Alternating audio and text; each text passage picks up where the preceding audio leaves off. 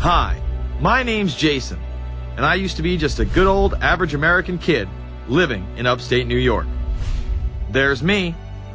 I played baseball, mastered Mortal Kombat, went to the prom, said the Pledge of Allegiance every day, and loved my country. I even lived the dream of every American youth, college. Sure, it was a state school, but it also happened to be a party town. Great times all around, right? Well, sort of.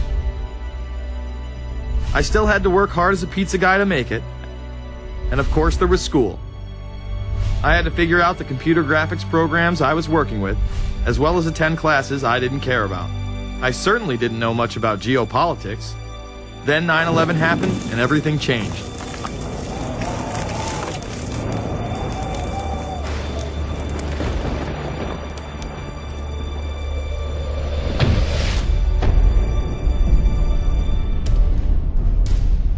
I was pissed.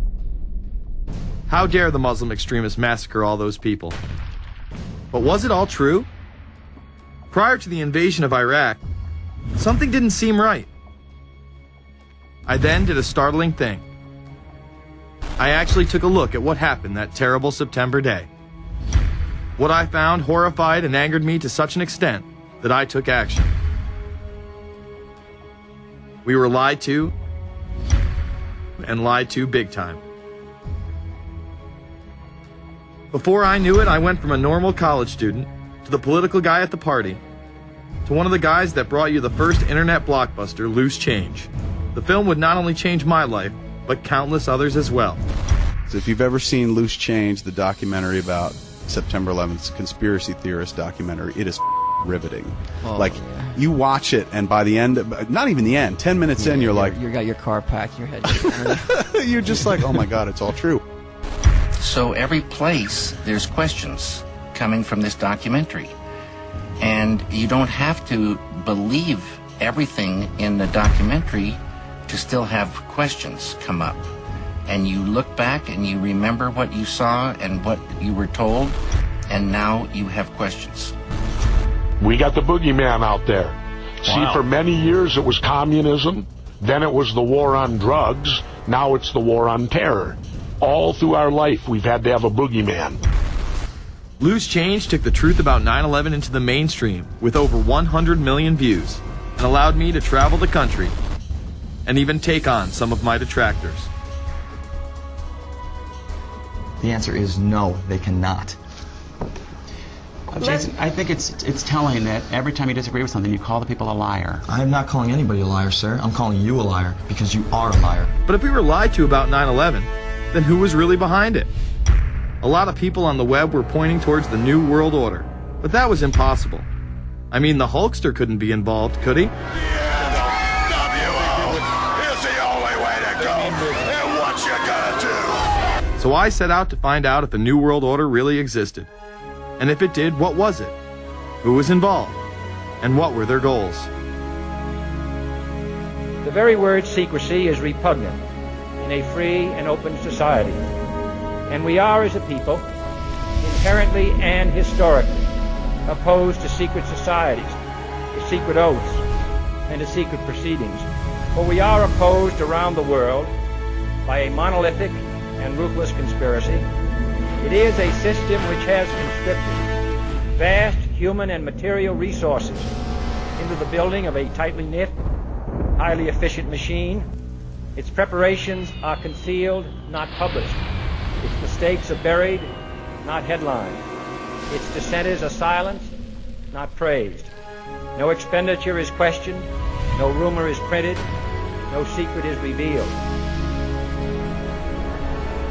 Some cringe when they hear the term New World Order, despite all of these prominent people using it.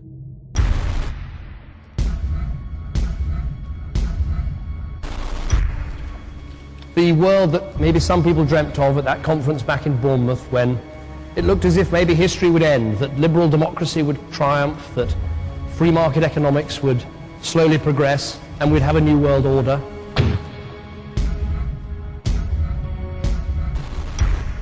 And together they helped to create, were the principal leaders in creating, a new world order and a winning strategy in the Cold War.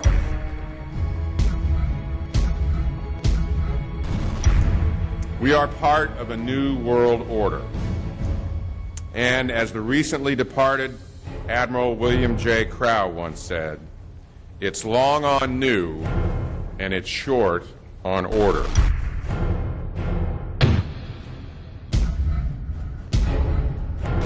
Walter Isaacson wrote a wonderful book about some of the wise men who helped shape the New World Order following the Second World War.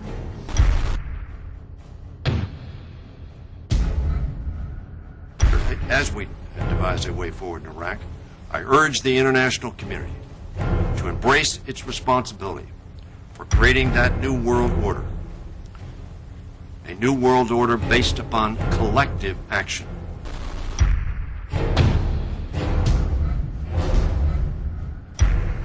The transatlantic partnership was never just the foundation of our security. It was the foundation of our way of life. It was forged an experience of the most bitter and anguished kind. Out of it came a new Europe, a new world order, a new consensus as to how life should and could be lived.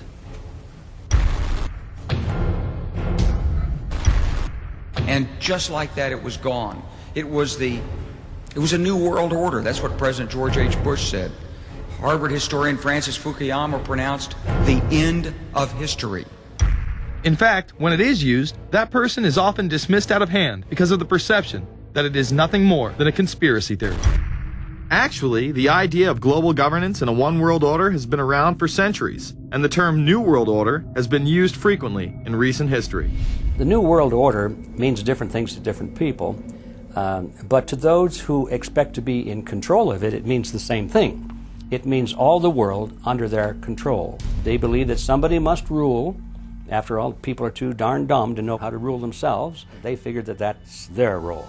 The first in-depth publication of note was Samuel Zane Batten's work, The New World Order, which was published in 1919.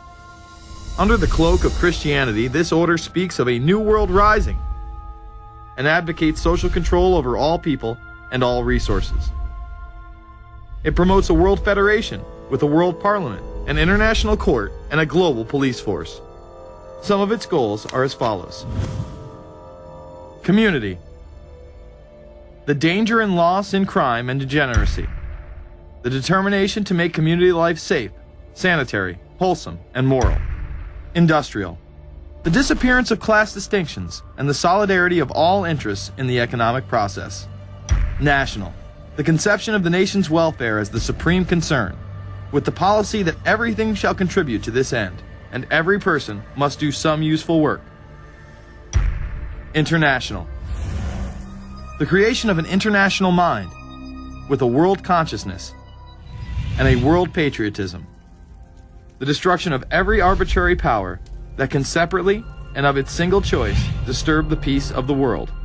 Well, government is good, right? It put an end to war. Well, it could put an end to war because you just only have one dictator. I think Adolf Hitler had that in mind. He wanted a world government too, with himself as the master leader.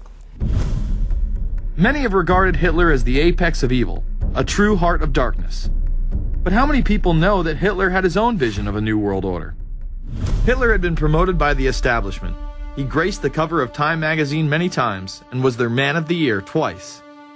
His vision was simple: unify Europe and then the world. The only real difference was that his order was racially motivated, instead of being based solely on religion. He even wrote a lesser-known follow-up to Mein Kampf in 1928 that many have dubbed My Order, or New World Order.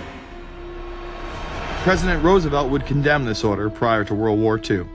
Nazi forces openly seek to establish systems of government based on the regimentation of all human beings by a handful of individual rulers who seize power by force. Yes, these men and their hypnotized followers call this a new order. It is not new, and it is not order. The idea of globalization was so prominent in Nazi ideology that the 1936 Berlin Games would be the first time that the Olympic rings would be displayed prominently and promoted in order to glorify the Third Reich. This symbol represents the 5 major regions of the world: Africa, America, Asia, Europe, and Oceania, interlocking and coming together as one. This one world philosophy still defines the Olympic Games today. Australia, hello and welcome. One world, one dream. Hitler's methods of youth corps, concentration camps, eugenics, and military aggression were so visible to the rest of the world, he eventually failed. However, his vision of a new world order lived on. Author H.G. Wells, the man behind The Time Machine and War of the Worlds, would write about a planned world state in which there must be a common faith and law for mankind. In 1939, he would publish a full book on the matter called The New World Order. Wells again has a similar vision, stating that national individualism has to go and that sovereign states must end. He then goes on to write, in the great struggle to evoke westernized world socialism, contemporary governments may vanish. Perhaps his most chilling prediction is that countless people will hate the New World Order, be rendered unhappy by frustration and their passions and ambitions through its advent, and will die protesting against it. Many of them quite gallant and graceful-looking people. Collectivism is that concept where individuals are considered to be discardable, and that the group is more important, and that the ultimate group, of course, is the state. And so it boils down eventually to the fact that the state is the all-important unit of society, and citizens exist only to serve the state. Other men of prominence would also promote a New World Order during the 1960s, including industrialist and former New York Governor Nelson Rockefeller. These are some of the reasons pressing us to lead vigorously towards the true building of a New World Order. Rockefeller would also become vice president under Gerald Ford. Religious leader Pope Paul VI, delegates to international organizations, public officials, gentlemen of the press, teachers and educators, all of you must realize that you have your part to play in the construction of a new world order. As well as former President Richard Nixon. And the hope that each of us has to build a new world order. However, Nixon was largely a mouthpiece for his most dominant advisor, Secretary of State Henry Kissinger. Kissinger may be the most vocal proponent for a new world order of his era. He has called for it time and time again, in policy papers, meetings, and interviews. Time magazine recognized both Nixon and Kissinger as Men of the Year after announcing their new world order in China. However, they were working on it long before.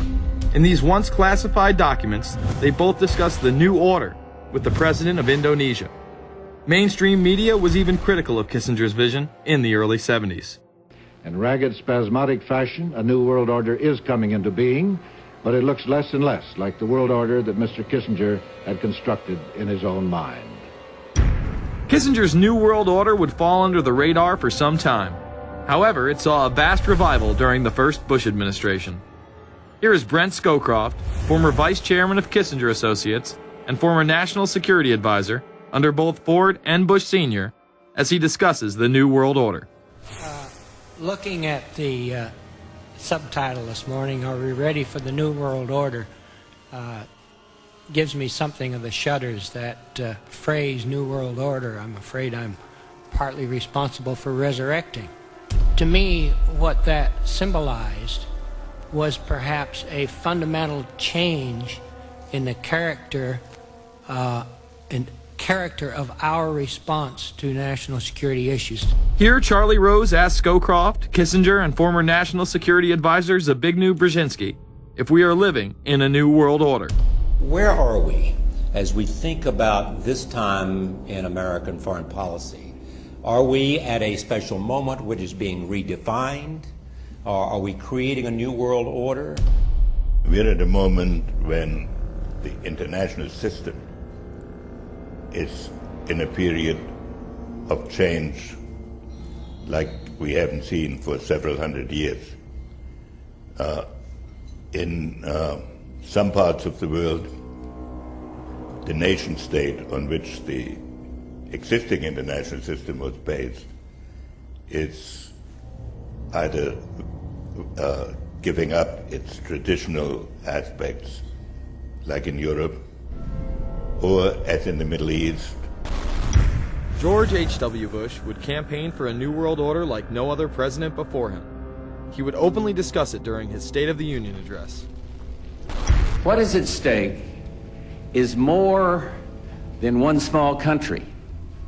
It is a big idea, a new world order, where diverse nations are drawn together in common cause to achieve the universal aspirations of mankind. Again, a unified Europe was a major goal in creating this order. With few exceptions, the world now stands as one. A year and a half ago, in Germany, I said that our goal was a Europe whole and free. Tonight, Germany is united. Europe has become whole and free. The world can therefore seize this opportunity to fulfill the long-held promise of a new world order. We can find meaning and reward by serving some higher purpose than ourselves. A shining purpose, the illumination of 1,000 points of light. Bush Sr. and his administration would tour and promote this agenda across the board at any given opportunity. The President has spoken often of a new world order. And we have an unprecedented opportunity to build a new era of peace and prosperity here and abroad, to build a new world order. It's my understanding, I think, that the President, and I don't know the context of how it came up in his speech last night in New York, said that China must be a part of the new world order. I guess I would like to ask you how you envision China fitting into the new world order. It is a country that we are going to have relationships with by virtue of its geopolitical importance. American officials say breaking down regional and national barriers to the flow of goods and services would represent a spectacular benefit to economies around the world. We are building a new world order. Bush would actually make a commencement address at Maxwell Air Force Base declaring the birth of this order. And that's why I wanted to speak to you today about the new world taking shape around us, about the prospects for a new world order now within our reach. In the coming weeks, I'll be talking in some detail about the possibility of a new world order emerging after the Cold War. But today, I want to discuss another aspect of that order. You see, as the Cold War drew to an end, we saw the possibilities of a new order in which nations work together. It refers to new ways of working with other nations to deter aggression and to achieve stability. As old threats recede, new threats emerge. The quest for the new world order is in part a challenge to keep the dangers of disorder at bay. We must build on the successes of Desert Storm to give new shape and momentum to this new world order. Only when this transformation is complete will we be able to take full measure of the opportunities presented by this new and evolving world order. The new world order really is a tool for addressing a new world of possibilities. This order gains its mission and shape not just from shared interests, but from shared ideals. After the Gulf War had ended, Bush was so obsessed with the idea of a new world order that he had a series of Glocks imprinted with the term that he would give to members of his administration, including Colin Powell, Brent Scowcroft, Dick Cheney, and General Norman Schwarzkopf. Cheney would even approve policy papers regarding the New World Order. Defense Secretary Dick Cheney has approved a revised draft of a policy document on the New World Order. The Pentagon is backing off a controversial earlier draft and has abandoned a one superpower strategy. The final document puts more emphasis on international alliances and organizations. This would become an unprecedented time period for people all over the globe to discuss at length what the New World Order meant to them. People within the media, Does anybody want to talk about the New World Order? Is there a New World Order out there, or is this a vision that exists in the... He does have his vision, there's no doubt about that. But does that exist in the president's mind, or does it exist out there in reality? This president sees this episode as the first test case, as the first example for the New World Order he is trying to organize. Some people have called it the New World Disorder, and there's a lot of truth to that.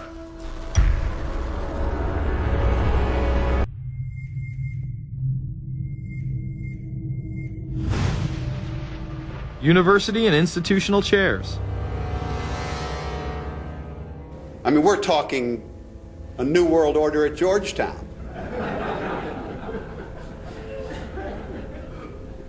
And we'd like to be very much a part of it and continue to live. This is a world that is likely to be dominated in the near future, and perhaps longer, by the Gulf War and the New World Order, which is the buzzword of the moment. So the secret of a New World Order, and at this point it's just a slogan, but it does have some historical background in terms that orders have succeeded each other over time. The secret of this is to learn how to use coalitions. We are effective in the United Nations. People within government. George Bush has invoked a New World Order without enunciating a new American purpose. The president has still failed to articulate clear goals for our nation's foreign policy in this new age. I find the term New World Order very revolting, and just not only historically but politically today. I think Harding is absolutely right, and the actions of the administration just after enunciation of the New World Order put the lie to the fact there is any real substance behind what they say as New World Order. The first act of the New World Order was A, to make war, and then B, was to sell arms all over again. Is there a New World Order? We know certainly that George Bush has copyrighted the term at this point. In the aftermath of this war, though, is it an empty vessel into which something will be poured? Is it the appropriate term to use? Is it going to be a New World Order, or will disorder be just as significant in this process as we look ahead? Let's start with Madeline. I think that we have, in fact, kind of had this term thrown at us, and many of us have not liked it, partially because of the previous historical connotation, and partially because I think it doesn't really deal with the way the world ought to be or is at the moment. But we are far from seeing a world order, and I'm not sure that it is in best U.S. interest to have a new world order in which we are the policeman. While many began to become critical of this order, the term began to evaporate into the background. We are very, very skeptical of an international order if we are not sure how the rules will be made, because thus far the international order has been made with rules that we had no input into and that affect us, and even when on the few occasions when the rules will seem to favor us, then they get changed. A unipolar world, a world of one superpower, may be quite dangerous for us. A New World Order under the United Nations would mean, among other things, an end to our God-given rights given us and secured by the Constitution. The New World Order, which now has been called by some the New World Disorder, and by some people on the more liberal persuasion, the taking over of the world by the Council on Foreign Relations, the Trilateral Commission, and the UN to put us all in slavery.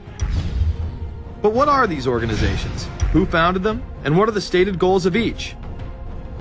Before we begin with the Council on Foreign Relations, let's delve further into history to understand roundtable groups and their origins.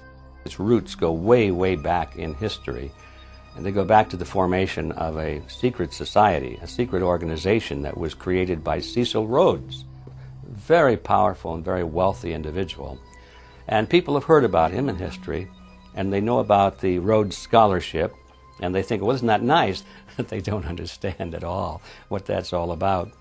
Cecil Rhodes, when he died, left his great fortune not to his family, not to his heirs, but for the creation of a secret society. And we know about this because there were some people very intimately involved with this organization who wrote about it. One of the best authors on this topic is Professor Carroll Quigley. He wrote several books and Tragedy and Hope is the best known of his. He described in detail this secret organization created by Cecil Rhodes, and he explains in these books he knows about them because he was invited by the organization into its inner circle. He was never a member of it, but he was invited in as their historian, and he was allowed to see their secret records and papers and study them for several years. And he knew all the important players, and he understood what it was about, and so he wrote these books. It's an amazing thing because he laid out in great detail what the purpose of the organization was and how they were the major players in all of the big international events since and including World War I. The bottom line is that you take the roots of that organization and you find out that they created in all of the British dependencies what they call roundtable groups. And then around those little roundtable groups, they created front groups. And the purpose of these front groups and roundtable groups was to penetrate into the governments of all of these different countries, to penetrate into the media centers, to penetrate into the educational systems. In other words, to penetrate into the social fabric, the power centers of society, and literally take them over from the inside without anybody being aware that they were controlling influence. After World War I, the International League of Nations arose as a precursor to the United Nations in 1919, under what seemed to be the vision of President Woodrow Wilson and his 14 points. The League of Nations was the first attempt at the New World Order, the first attempt at a global government based on the model of collectivism. And it was the brainchild of the elitists, the ancestors of the very people who are still working on this project. They're collectivists, the very wealthy people. They're the ones in this country who dominated the powerful tax-exempt foundations, like the Carnegie Endowment Fund for International Peace, the Rockefeller Funds, the Ford Foundation, and groups like that. These people were on record, even way back then, that they had to have a new world government, and they dreamed of that being embodied in the League of Nations. And they were solidly behind it. And that was one of the reasons those people encouraged the United States into World War I, was because of the crisis of World War I, and that would also condition Americans to thinking of making big changes in their system, because we certainly don't want another war like that, do we? There's that fear angle again. And they thought, well, by being in World War I, then we would be a major participant at the table to carve up the world and create a new world government. And that was to be the League of Nations. Well, what happened to it is that the American people didn't really go for it. Wilson was aware of the elite and their control over society. In his book, The New Freedom, published in 1913, he discussed such a group. Since I entered politics, I have chiefly had men's views confided to me privately. Some of the biggest men in the United States, in the field of commerce and manufacture, are afraid of something. They know that there is a power somewhere so organized, so subtle, so watchful, so interlocked, so complete, so pervasive, that they better not speak above their breath when they speak in condemnation of it. Ultimately, this insight did not spare him from becoming yet another puppet of the global elite. You're watching Invisible Empire, A New World Order Defined. I'm Alex Jones, the producer of this film. I have produced 5 of the top 10 films in internet history, whether it's Loose Change Final Cut, Endgame, The Obama Deception, or Fall of the Republic. Yes, we've made informative, well-documented films, but the real credit for the success of these documentaries lies with you, the viewers. My friends, Invisible Empire is so important for people that need a crash course in the history of the ruling class and what this establishment is setting up. Please support the filmmakers so we can make future documentaries. Visit Infowars.com. Purchase the high-quality hard case DVD that has over 30 minutes of expanded extras. Make copies of that because it's the best quality available.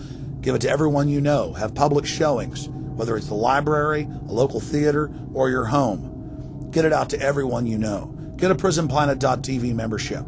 Download all my films in high quality. Burn them to disk and give them to everyone in your community. If we expose the globalist, there's no way they can carry out their hellish plan. The destiny of this film is in your hands. You've made our previous films incredible successes. I'm counting on you now. So again, Infowars.com to get the DVD or call toll-free 888-253-3139 or see them all in incredible high quality at prisonplanet.tv. The ball is in your court. PrisonPlanet.tv is a better tool than ever in the info war. Over 6 years of my radio and TV shows, all my films in super high quality, my book, Paul Watson's book, all there, 15 cents a day. Your support of PrisonPlanet.tv empowers the resistance to unlock minds worldwide. In all of the British dependencies, these organizations, the front groups, were called the Royal Institute for International Affairs. In the United States, they chose a different name. They chose the Council on Foreign Relations, but it held exactly the same relationship to this inner society of Cecil Rhodes. Among the charter members were W. Averill Harriman of Union Banking, then President of the United States Woodrow Wilson's main advisor, Colonel Edward Mendell House, John D. Rockefeller, the founder of Standard Oil, banking mogul J.P. Morgan, and prominent bankster Paul Warburg. Well, the Council on Foreign Relations exists today. It's probably the most powerful single organization in America. Many observers, including myself, believe that it is the hidden government of the United States. These people are not elected to office, and most Americans don't even know who they are. But they are holding all of the important positions in society. There are only about 4,000 of them in the United States, but I don't care what organization you want to look at, whether it's government or whether it's universities or the large media centers or whatever it is. You look at the people at the tops of those organizations, the owners, the managers, the CEOs, the board of directors, and I'm going to say probably 80 to 90% of the great power centers of America are dominated by just those 4,000 people who are members of the Council on Foreign Relations. Throughout its history, it would contain extremely influential and powerful individuals in finance, business, media, and politics.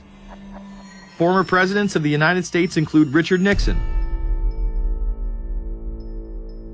Gerald Ford, Jimmy Carter, and William Jefferson Clinton. Currently, Barack Obama claims not to be a member, but has spoken in front of the Council and has had his writings published in the Council's magazine, Foreign Affairs. It's been reported that you and your wife are in the globalist CFR, which is the Council on Foreign Relations. I'd like to know if that is true. Well, first of all, I'm not... the Council on Foreign Relations, I don't know if I'm a official member. I've spoken there before.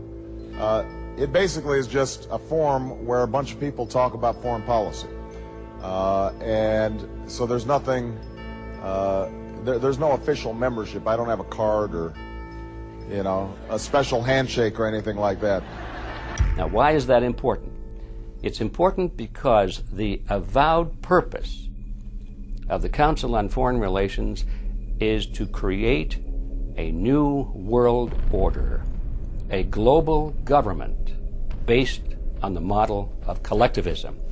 And that includes the elimination of the United States as a sovereign nation. That's why it's important. The people running this country are determined to destroy it. The Council was heavily criticized during the 1980s for being an organization hell-bent on destroying national sovereignty in favor of a world government. So many of its members hid their association with the organization. Dick Cheney had this to say in response to a question by David Rockefeller, who became the CFR's youngest director in 1949 and was chairman of the board from 1970 to 1985. He remains an honorary chairman to this day. It's good to be back at the Council on Foreign Relations. As Pete mentioned, I've been a member for a long time and was actually a director for some period of time. I never mentioned that when I was campaigning for re-election back home in Wyoming.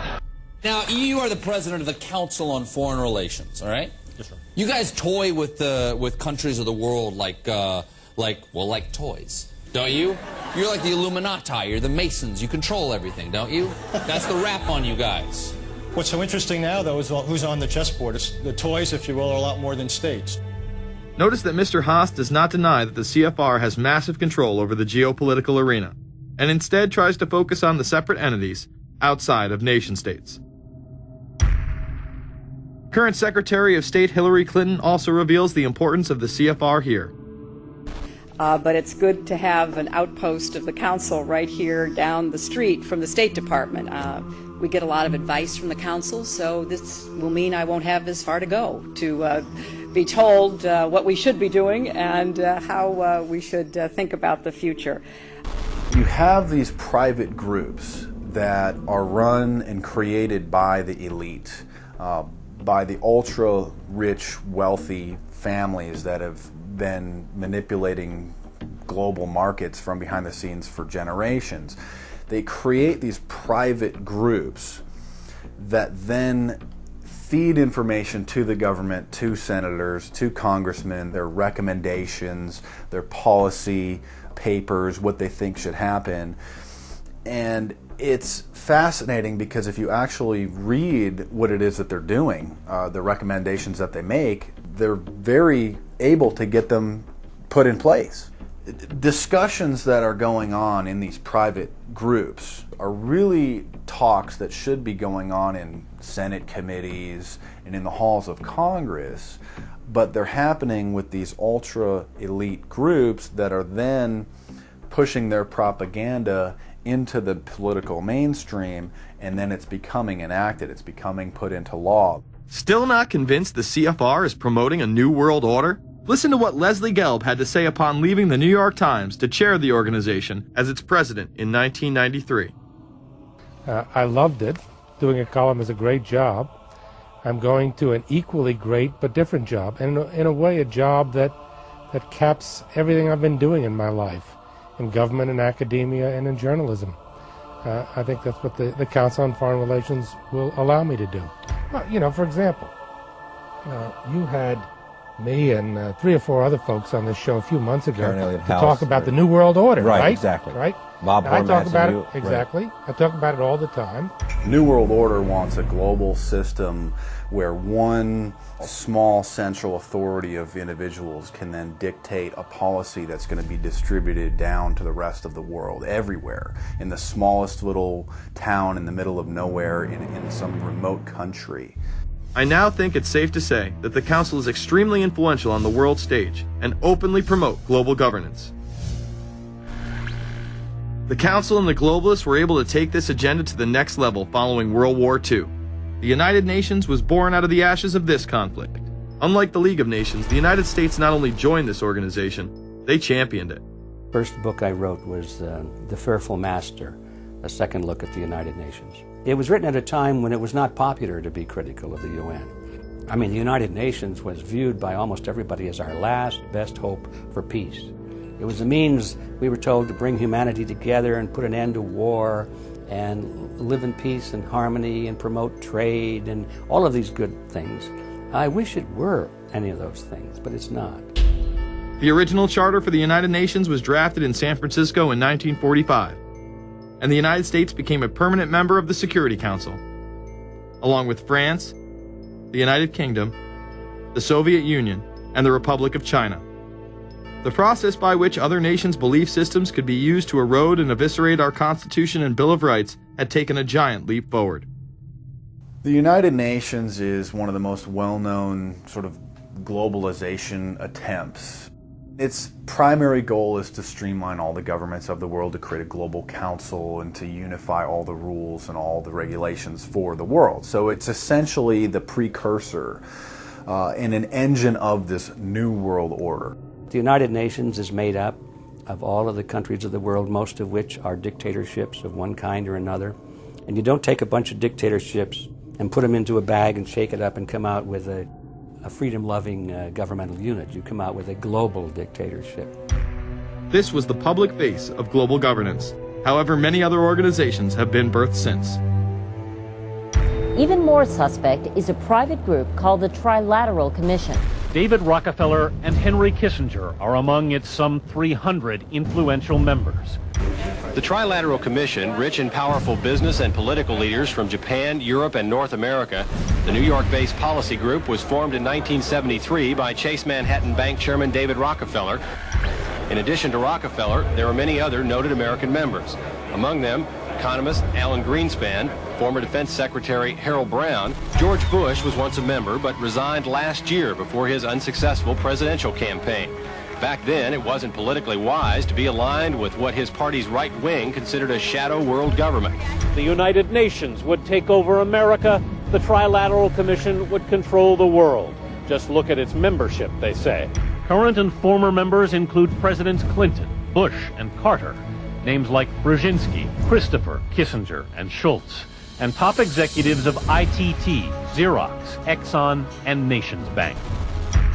Although this group with only 300 members seems to be at the apex of the power structure, there is yet another group formed in 1954 that is even smaller in number and has a greater influence on world events. Meet the Bilderberg Group. This elite group meet annually around the globe. There is a core group of members who have attended every year for decades, such as David Rockefeller, Henry Kissinger, and Queen Beatrix of the Netherlands. These members invite others who are politically and socially relevant at the time. Each year, around 140 people are in attendance. Real quick, I'd ask you this question. Richard, you attended a meeting in Italy called the Bilderberg Group. I just want to know what you were doing out there, what that was all about. She lied to me and told me she didn't go. I figured you might tell me the truth. All I did was go. They had a Republican and a Democrat. Republican was... I gave like a 20-minute talk on the presidential election. Did it have anything to do with being John Kerry's running mate? Did they talk about that at all? No, because I wasn't his running mate. Okay. I happened to be in Europe then on my way to Russia. I was invited to go to Bilderberg by Vernon Jordan, a friend of mine and a genuine hero of the civil rights movement. And to the best of my knowledge, NAFTA was not discussed by anybody in my presence. Documents released by the group in 2001 reveal that in September of 1955, the group met in Germany and covertly outlined the idea of a European Union.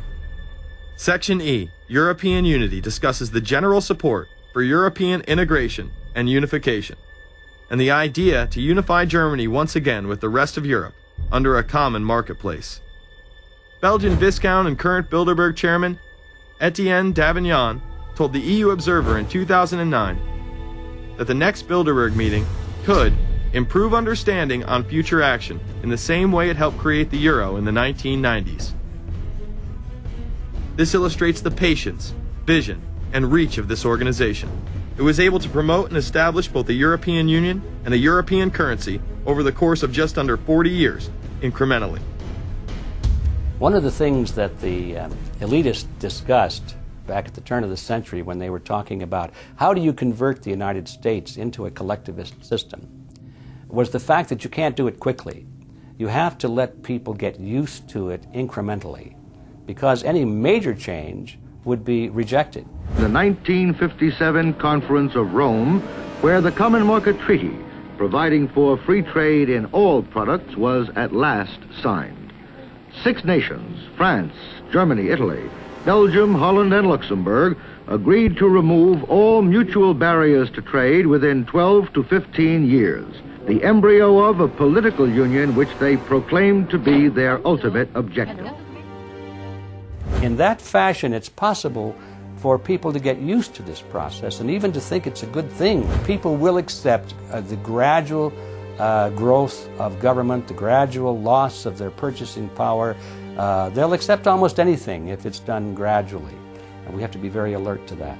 2008 and 2009 attendees include World Bank President Robert Zoellick, Treasury Secretary Timothy Geithner, former head of British Secret Intelligence Richard Dearlove, Donald Graham, CEO of the Washington Post, CNN host and author of The Post-American World, Fareed Zakaria, and many other giants of business, politics, and media. You just came back from meeting with the Bilderberg Group. The Bilderberg Group are, when people who are conspiracy theory people, they send me mail, it's usually about the Bilderberg Group. And I get these books on my front door, which I'm uncomfortable with. And it's all about the Bilderberg, like they're the modern day Illuminati. Are you a member of the Bilderberg Group? I don't think we're supposed to talk about this. Many have identified them as the kingmakers, the puppet masters that pull the strings behind the scenes. Perhaps there is no better example of this than what occurred during the 2008 conference. Immediately after Obama had been selected as the Democratic presidential nominee, the pressure was on to choose a running mate. We've put together a committee. We are going to be equally deliberative in how we move forward, and we're not going to do it in the press, and we're not going to do it through surrogates. He then tricked the press corps into staying on the plane as it took off from Washington. He was whisked away to an undisclosed location. Obama was supposed to fly home. He'd been here in Virginia. He was supposed to fly home out of Dulles, as you know, outside Washington, D.C. The press corps was waiting for him on the plane, and the pilot announced that they were leaving, and Barack Obama was not on the plane. Presumptive nominees in the past has always been that they have at least a press pool with them at all times. Is there a reason why we didn't go with him in the motorcade all the way? This is what we're out here for, and now we're on this plane with no candidate. Again, look, I understand. There was a desire to do these meetings, obviously, in private. The press then began to report that Obama and Hillary were meeting secretly in her home. Well, we continue to follow our breaking news. Barack Obama, Hillary Clinton meeting tonight at her house in Washington, D.C. However, it was later revealed that they never actually met at Clinton's home. And we're following this breaking story. Candy Crowley, we understand, has new information. Candy, what have you learned? We are hearing actually from Chris Welch, who is our embed with the Obama campaign. Those are the people that took off without Obama and went to Chicago. The spokesman there is in fact confirming that the meeting did take place. They're talking in past tense now, but saying that the meeting did not take place at the Clintons' house. It took place at this point at some place, I don't know where, some undisclosed place in Washington, D.C., not at Hillary Clinton's house. Remember, Gibbs mentioned that Obama had a desire to have several meetings, not just one. Is there more than one meeting? Is there more than one person with whom you... I'm not going to get into all the details of the meetings. I don't know that I've got a ton more different answers for all of your questions. The truth of the matter is that Bilderberg just happened to be in the neighborhood at the time. They were holding their annual meeting just down the road in Chantilly, Virginia. What are the chances? What's interesting and dangerous about the New World Order is that it's not a natural progressing idea. It's just not civilization naturally evolving and organizing into this system. It's the group of extremely powerful people that are manipulating the system to get it to this status from behind the scenes without anybody's knowledge. You have to ask yourself, if there isn't an agenda going on to keep those organizations quiet and to keep them out of the news, to keep the discussions about them behind closed doors, then why is it that these supposed experts on the left and on the right never talk about them? This has been a condensed history of the globalist organizations and their rise to power. But is there a reason they meet behind closed doors? A shadow world government has been mentioned, but to truly understand what that means, let's go back to this iconic warning from President Dwight D. Eisenhower.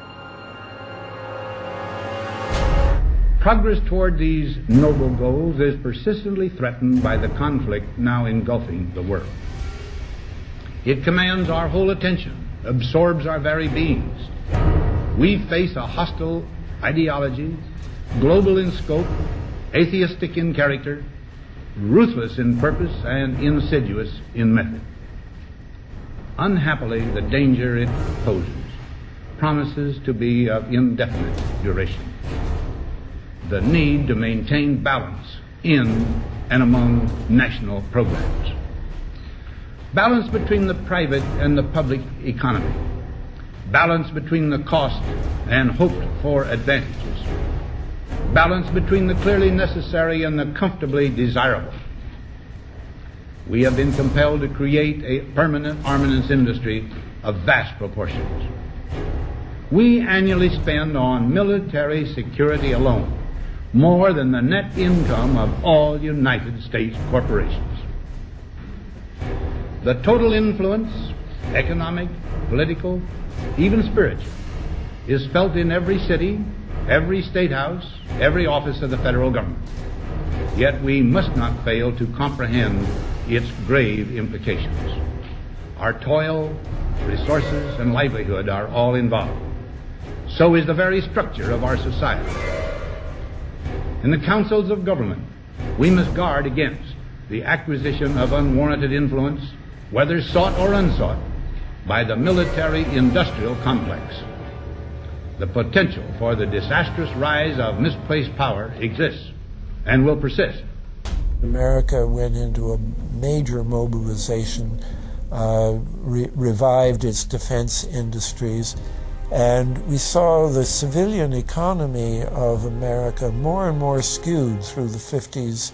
Already in Eisenhower's time, he could see it coming, that you were getting a larger and larger defense military component of the economy, which, unlike the rest of the economy, was very, very centrally organized about lobbying for more and more new weapons.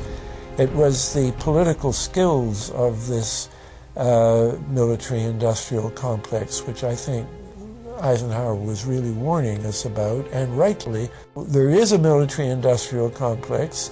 Today we see a situation where the civilian economy is really in tatters, and most of our civilian production has gone overseas to third world countries. What do we export? Our biggest export practically is garbage, but apart from garbage, we export military equipment. We have a special act which subsidizes, makes it possible for countries abroad to buy our armaments because it's too expensive to produce them for one country only. So we have become a very efficient military-industrial complex, but the civilian economy is only a ghost of what it used to be, and this has terrible consequences for democracy because it means that the power of this lobby is now sort of dominating what goes on in Washington. Through multinational corporations, global intelligence networks, out-of-control banksters, all under the veil of national security and black operations, the global elite have consolidated power on a massive scale over the last several decades. You see, global corporations not only fund and develop large technological and military projects here and abroad, they also own the consumer industry and production, as well as all of the important media. By owning the vast majority of what we hear and see on a daily basis, we have been manipulated on a mass scale as to regards to what we believe and desire, both socially and politically. Edward Bernays, the nephew of world-famous psychoanalyst Sigmund Freud, would study group dynamics and become the father of public relations. He authored the book Propaganda in 1928. In it, he described how to intelligently and consciously manipulate the habits and opinions of the masses within a democratic society. He went on to state that those who harness this unseen mechanism of society constitute an invisible government and are the true ruling power. It is they who pull the wires which control the public mind, who harness old social forces and contrive new ways to bind and guide the world. The average American is distracted, mindless, worried about minuscule things, celebrities, as if it was their own family members. And this is by design, because the powers that be, who own the media, know how our brains work. They know scientifically how the human mind functions. They know about sociology, and they are using the media, and have used the media for decades now, to entertain people with issues that don't really matter. When you have the big news networks covering celebrity issues as if it's the most important thing, it becomes the most important thing. And this is not by accident. This is to keep us out of the way. Because if you're worried about the latest celebrity death, or the latest celebrity couple, or the celebrity breakup, or your sports team having a shot at the Super Bowl or the World Series, there's so much information about those issues that can be discussed that will mesmerize people, and they won't know or care about the real issues that are out there. Well, I think this is just one more piece of evidence of the degree to which the media, supposedly the watchdogs, has become the gatekeeper of the system. Mainstream media are, first of all, nearly all of them corporations, nearly all of them now publicly held, part of the whole Wall Street financial system that they're supposed to report about objectively, but they can't. They, right now, in October of 2009, they are celebrating the recovery of the biggest banks in New York and saying that the recession is over. Of course, there are a few problems, like foreclosures are going on, unemployment is rising. All of this is affecting the American people, but it's not affecting the financial elite who also control the media. Bernays successfully identified the invisible empire which controlled the minds of men. So as the populace is mesmerized and hypnotized by powerful behind-the-scenes forces, as they are distracted by the latest celebrity scandal, the newest cell phone, and their favorite sports team, this network disguises itself, remaining in the shadows. Despite the elite utilizing Bernays' methods, in conjunction with the military-industrial complex they had erected, a modern arm of this organization was exposed in what came to be known as the Iran-Contra scandal. Essentially, black operations were not only caught dealing arms illegally and supporting South American dictators, but also smuggling drugs into the United States. Iran-Contra was really the merging of two different programs. The first one was support for the Contras, who were, let's face it, a force of terrorists in Nicaragua trying to overthrow the Sandinista government. They were being secretly supported by the CIA, and at the bottom of the whole thing was drugs. Iran-Contra was openly exposed by massive network coverage. How was it that in 3 years, a network Washington set up to run arms to the Contras wound up running cocaine into this country for the most vicious drug cartel in the world? At the same time, we were supposed to be fighting a war against drugs. But by the same token, I also smuggled my share of weapons in exchange for those illegal substances, with the full knowledge and assistance of both the DEA and CIA. Betzner says that in 1983 he flew weapons from Florida to El Salvador and drugs from Colombia to the Bahamas on the way back. In 1984, he says, he flew twice from Florida to Costa Rica and back.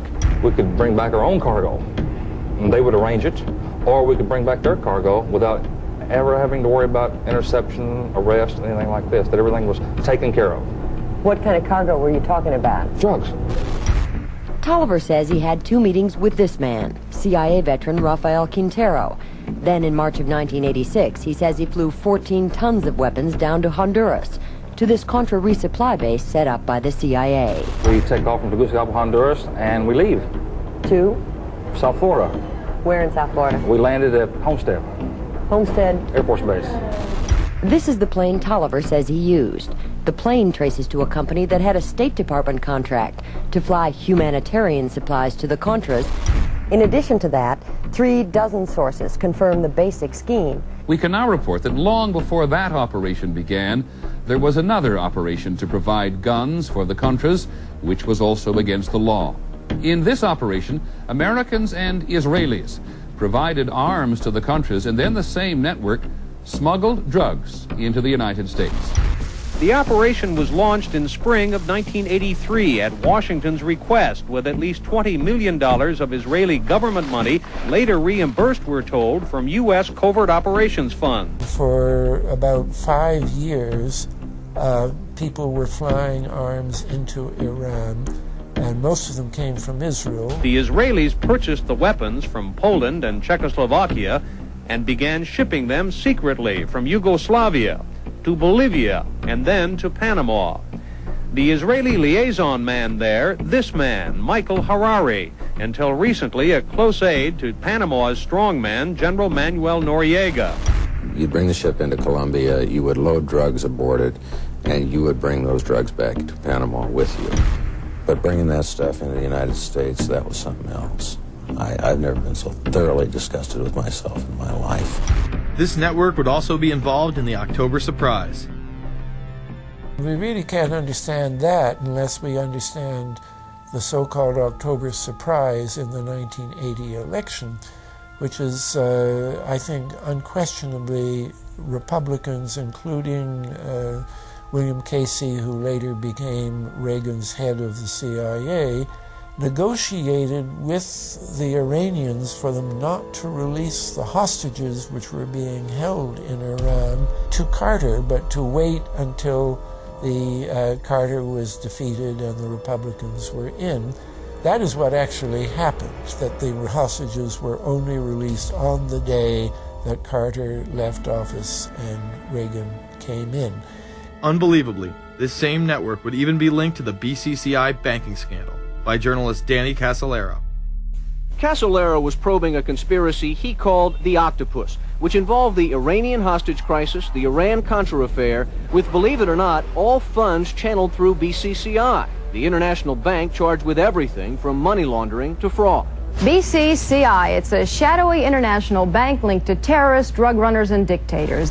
Little was known about BCCI until 6 of its top officers were arrested in Tampa in October of 1988 on charges of laundering drug money for Colombian cocaine bosses. The BCCI men were convicted, and the bank itself pleaded guilty. But for some reason, the bank was allowed to continue to operate all over the world. There are indications that some of the reluctance to prosecute this bank stem from the favors it did. For? The favors it did for intelligence services everywhere. Too many secrets of too many countries, too many prominent people, too many hands-on, and that makes it desirable that this entire affair be forgotten. It began to become clear that the global traffic of drugs were funding violent dictators, rigging elections, supporting the arms trade, and enforcing the assassination of anyone who got in the way. Casolaro was found dead for his efforts in exposing this network. His death, of course, ruled a suicide. He was meeting a source in West Virginia. He was about to discover all. Instead, his body was discovered in a hotel room with 12 slashes in his wrist, but when the local authorities ruled it suicide, the family said, no way. The housekeeper had taken calls threatening his life. And I pick it up telephone, I say hello, and he say to me, you son of a bitch, you's dead. Casolaro would not be the only person involved in the scandal to wind up in a casket. Meet Barry Seal. At first, the media portrayed Seal as a drug dealer gone good, who was assassinated by the Colombian mafia. Authorities believe last night's machine gun killing of top drug informant Barry Seal was ordered by drug bosses in Medellin, Colombia, who sent 5 men to Baton Rouge to kill Seal. Sam Dalton was the lawyer that represented the Colombian hitmen convicted of his assassination. We were trying to subpoena the CIA because we felt like they had documents, exhibits, and evidence that would indicate complicity in Seal's assassination. When they were able to gain access of Barry Seal's trunk the night of the murder, the personal phone number of none other than George H.W. Bush was present. Louis Unglesby, the former attorney for Mr. Seal, also confirms that he once called the office of the vice president after Seal had given him the number. You see, the Black Ops drug smuggling operation had not yet been exposed, and intelligence couldn't take any chances. It was later revealed that Seal was involved in smuggling cocaine into Mena, Arkansas, while Bill Clinton sat as governor. 1983, Ronald Reagan was president, Bill Clinton was governor. And little Mena, Arkansas, changed from a quiet town to a center for drug smuggling and reported Contra support activity. In the middle of it all, this man, admitted dope smuggler Barry Seal. Arkansas State Trooper Russell Welch investigated Seal's organization. Each trip would have 250 to 350 pounds of cocaine. According to the London Telegraph, Arkansas State Trooper Larry Patterson testified under oath that he and his officers discussed repeatedly in Clinton's presence the large quantities of drugs being flown into Mena Airport, large quantities of money, large quantities of guns. Hot Springs police officers would also record Roger Clinton, Bill's brother, during a cocaine transaction stating, "Gotta get some for my brother. He's got a nose like a vacuum cleaner." There was also a large amount of money laundering going on in Mena. Former IRS agent William Duncan traced some of Seal's drug profits laundered through Mena banks. We had direct testimony from people who were involved in the money laundering operation. We had testimony from people at banks who observed the transactions. What happened when you tried to make this case before a grand jury? I was never asked to present the evidence to a grand jury, ever. This very same network used BCCI to fund the Afghani rebels. The deputy director of the CIA, Richard Kerr, said late today that the CIA did use the Bank of Credit and Commerce International, BCCI, to support CIA activities overseas. Most people still believe that the Soviets had maliciously invaded Afghanistan in order to spread their communist agenda. The Al-Qaeda was essentially a kind of a byproduct of Brzezinski's campaign to embarrass the Soviet Union in Afghanistan. They weren't in Afghanistan at that time. Brzezinski boasted later that he was responsible for drawing them into Afghanistan. And he did this extraordinary interview with Le Nouvel Observateur in France, and they said, but aren't you worried that you've created this whole new force of Al-Qaeda? And he said, oh, what's more important, a few crazed Islamists or the fall of the Berlin Wall? And they said, but you know, is there no danger? Aren't they dangerous? And he said, nonsense. He said all this in 1998. So I knew Brzezinski at McGill University. We were students together and took very small classes together. And in some ways he's bright, and in some ways he's kind of nuts. And he had the kind of nuttiness that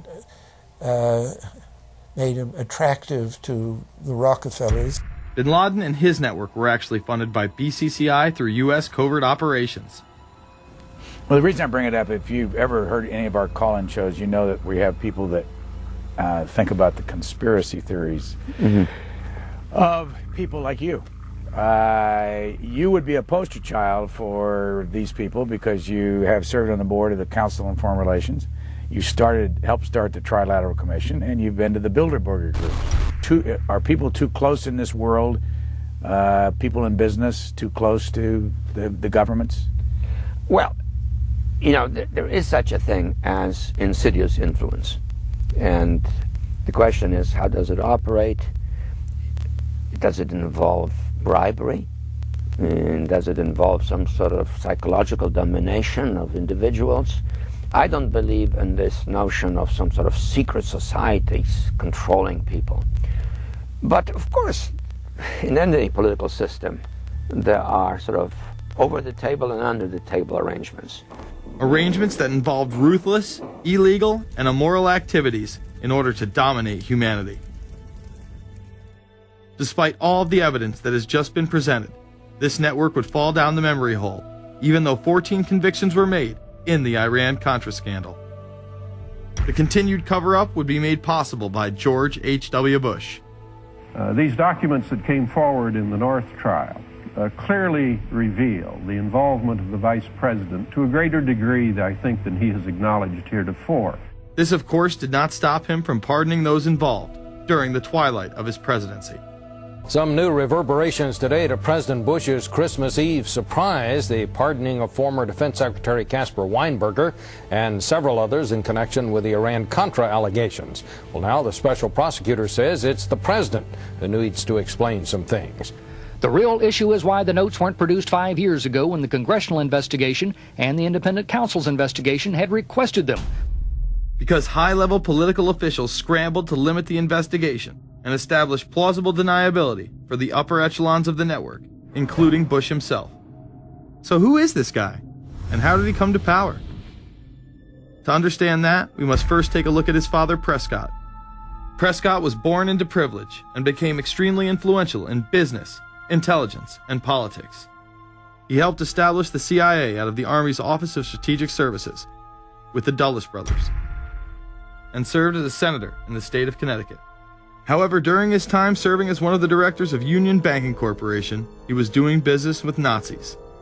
The Bushes have been sort of at the heart of the military-industrial complex since its very beginning, and that Prescott was involved in a firm that actually fronted for Nazi firms in America.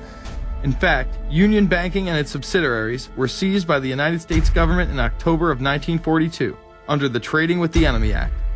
After the war, the assets were returned, a few fines were paid, and it was swept under the rug of forgotten history. These Nazi ties should not be all that shocking, seeing as it has been declassified that the Office of Strategic Services recruited Nazis into its ranks through Project Paperclip in August of 1945. George Bush seemed to follow in his father's footsteps, using Prescott's business connections to move to Texas and get into the oil industry. He would first attain political office as a Texas congressman in 1966, but then lose his bid as a Texas senator in 1970. It was at this time that Nixon appointed Bush as an ambassador to the United Nations. According to official accounts, Bush then began work with the CIA as its director in 1976. Evidence suggests that Mr. Bush and the CIA actually had a much longer-standing relationship. There are indications that he had relations to the CIA before. There's a very strange memo, and the name's George Bush. And when this was published, there was a lot of fuzzing of the issues, but given George H.W. Bush's strong connections with the Cuban community, I think there is a good chance that it was the George Bush we know, so that he did have a CIA connection. Bush left the CIA just under a year after his appointment.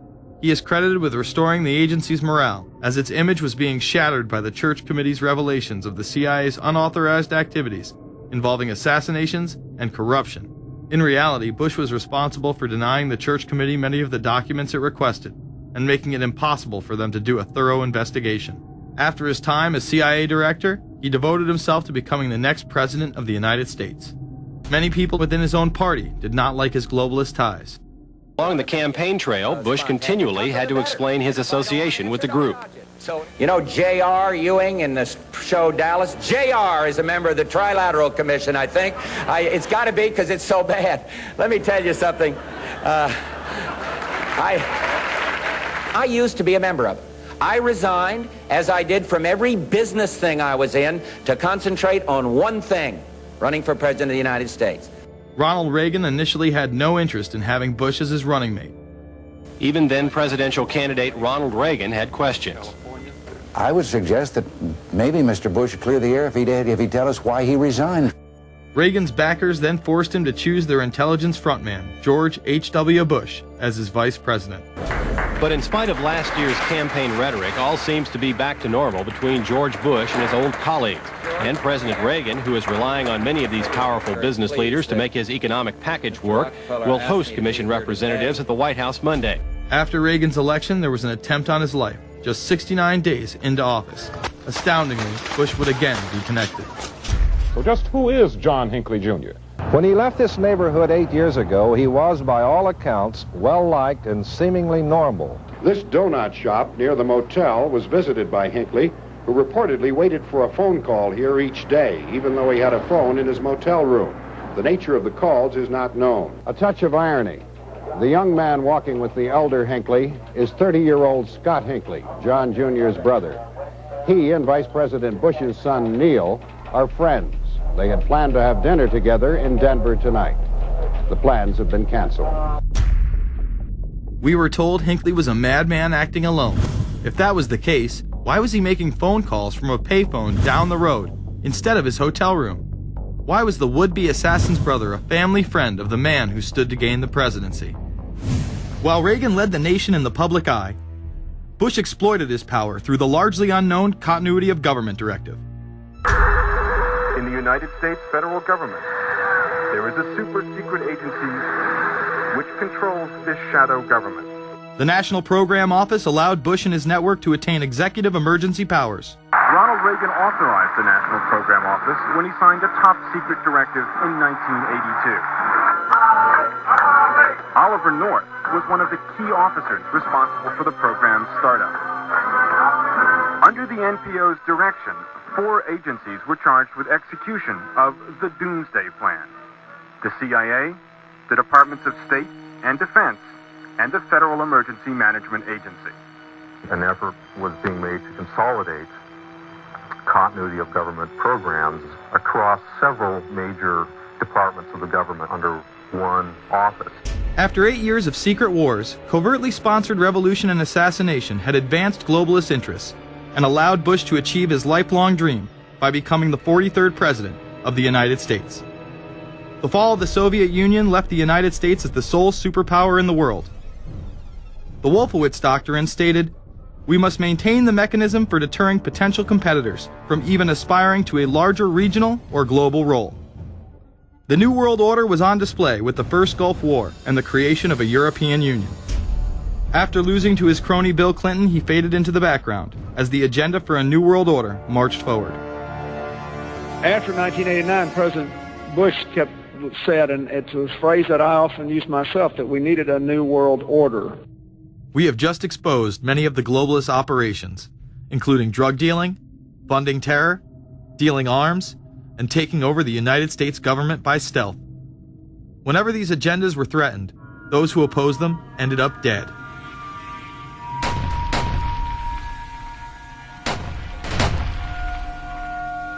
We've got some difficult days ahead, but it really doesn't matter with me now, because I've been to the mountaintop.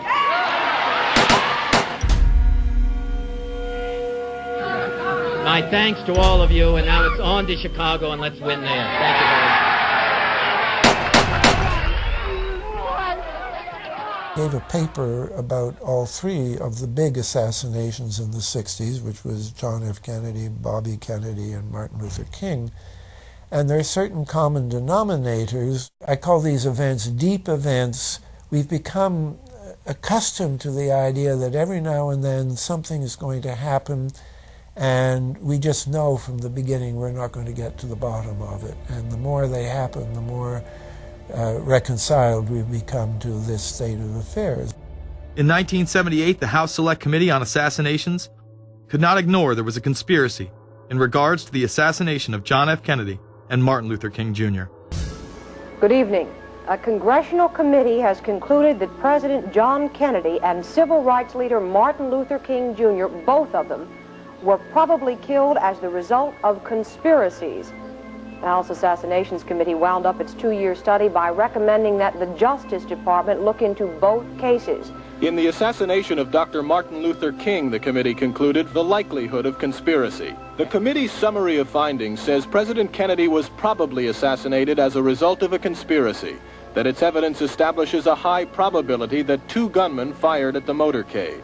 The committee concluded that President Kennedy did not receive adequate Secret Service protection in Dallas, that the CIA was deficient in sharing information before and after, that the Justice Department and Warren Commission failed to pursue possible conspiracies and made their conclusions too definite. There seems to be no debate that the CIA and Secret Service were involved in the assassination, as you can clearly see 2 Secret Service agents being taken away from their positions at the back of Kennedy's vehicle just moments before the assassination. And no matter what you believe about Oswald, it has now been declassified that Oswald was trained by the CIA in 1957 under the cover of the Office of Naval Intelligence. These political assassinations continue to this day. The 11-person jury in the inquest must decide if these stills, never before seen of Diana in the Mercedes and then the crash, are the frantic moments after a tragic accident or the aftermath of a calculated murder. Mr. Al-Fayed? Mohammed Al-Fayed, Dodi's father, has long since made up his mind. I believe that my son and Princess Diana have been murdered by the royal family. He claims Diana was pregnant and about to announce her engagement to his son, an embarrassment so great, he says, that Prince Philip commissioned British Secret Service to kill the couple. Assassination is an option when the ruling class can identify an enemy who cannot be compromised. But how do they bend the population's will to do their bidding? Well, a false flag operation is one in which the attacker carries the flag of someone else. It's usually a military operation, and the purpose, of course, is to create the impression that the attacker is someone else. They want to create negative public opinion against the nation whose flag was being used. Or they may even not use a flag at all. This sort of thing is done all the time, and it's certainly not unique in history. I think we've been seeing a lot of it lately. Americans are easily motivated by false flag operations, and I think it's inevitable that we will see false flag operations in the near future. It is used in order to seize power at an accelerated pace. A very well-documented modern example of this is the Tonkin Gulf incident. There were two sets of Tonkin Gulf incidents. The first one on August 2nd were real but trivial. The second on August 4th, 2 days later, were the ones to which we actually sent planes off in retaliation and were, in theory, much bigger, a torpedo attack on a U.S. destroyer, but in fact it never happened. When McNamara visited Vietnam, he confirmed the Tonkin Gulf incident never occurred, and once again, we were lied into war. To this day, I don't know what happened on August 2nd and August 4th, 1964 in the Tonkin Gulf. The general provided the answer, saying his Navy attacked the Maddox on August 2nd, but on the 4th, nothing happened. There was absolutely nothing, he said. We know for a fact now that NSA and CIA both falsified their reports up to Johnson on that day to make it look as if there had been an attack. Upon the fall of communism, a new threat had to be established in order to maintain their military-industrial complex and keep the people in fear of invisible enemies. More modern examples of this have been used not only to start conflicts abroad, but to instill fear in large populations in order to demonize groups and further erode civil liberties. The majority of people still believe that Timothy McVeigh was a right-wing extremist who bombed the Oklahoma City building with a Ryder truck because he was upset with the government. People close to the event told a very different story. A local congressman believes that convicted bomber Timothy McVeigh and his accused co-conspirator Terry Nichols are not the only ones involved. The Oklahoma State Representative Charles Key produced a videotape featuring witnesses who claim to have seen Timothy McVeigh with another man the morning of the bombing. He was wearing a ball cap. Timothy McVeigh had his on backwards, which just like this. It was on his head. The other gentleman had his on like this. In fact, the FBI had actively pursued John Doe No. 2 in its initial investigation, then denied his existence altogether. There were also multiple reports that explosives were found inside the Murrah building. The Justice Department is reporting that a second explosive device has been found in the AP Murrah building in downtown Oklahoma City. Mike, you're still with us, aren't you? Yes, I am, and I might tell you in addition to that in fact what we were told at the scene a few minutes ago was that in fact 2 different explosive devices were found in addition to the one that went off. The second explosive was found and diffused. The third explosive that was found, and they are working on right now as we speak, I understand, both the second and third explosives, if you can imagine this, were larger than the first. Bomb squads were actually caught on video pulling into the building to retrieve these devices. They'll back that trailer down there, and the bomb squad folks will go in, and they will use that trailer. You see the bucket on the back there, sort of, this is how they would transport the explosive device away from this populated area to try to do something with it. I just took a look down the street at the Murrah building again. I see another bomb truck going, so apparently they're going to try to get out that third bomb that's been talked about. This was even confirmed by the governor at the time, Frank Keating. One device was deactivated. Apparently there's another device, and obviously whatever did the damage to the Murrah building was a tremendous, very sophisticated explosive device. Members of the ATF who would have normally been in the building were tipped off prior to the bombing. He saw what appeared to be a police bomb squad truck near the Murrah building 2 hours before the blast. It had a shield on the side of the door, and it said bomb disposal or bomb squad below it, and I really found that interesting. Another witness who spoke to ABC News on the condition of anonymity will tell the grand jury tomorrow he was told by an ATF official agents working in the building had been warned in advance not to come to work. He just came out and told me that the ATF wasn't in the building that day. They'd been tipped by their pagers not to come to work, which I was flabbergasted. McVeigh would even claim in a letter written to his sister, which was published by the New York Times, that he was actually recruited for black operations, which included smuggling drugs into the United States, as well as assassinations. One may brush this off as the ravings of a madman. However, McVeigh was filmed at the Camp Grafton military facility in North Dakota on August 3, 1993. McVeigh's official records state that he was discharged over a year prior from the Army Reserve in May of 1992. Perhaps even more interesting, is that Camp Grafton was specializing in training troops in explosives and demolitions at the time. When all was said and done, the security tapes reported to have captured the entire thing on video were rounded up and classified. In 2009, they were finally released, and magically none of them caught the bombing. The excuse being they were all having their tapes changed at that exact moment. This event would be labeled domestic extremism, which was used to demonize critics of world government, militias, and create fear within the populace. Muslim extremism seemed to show its ugly face in then unprecedented fashion on February 26, 1993. A truck bomb had gone off in the parking area of the World Trade Center. Luckily, the bombers failed to follow instructions and parked the truck carrying the explosives against the main support column. What is not discussed, however, is the bomb was actually built by an FBI informant under the supervision of the FBI.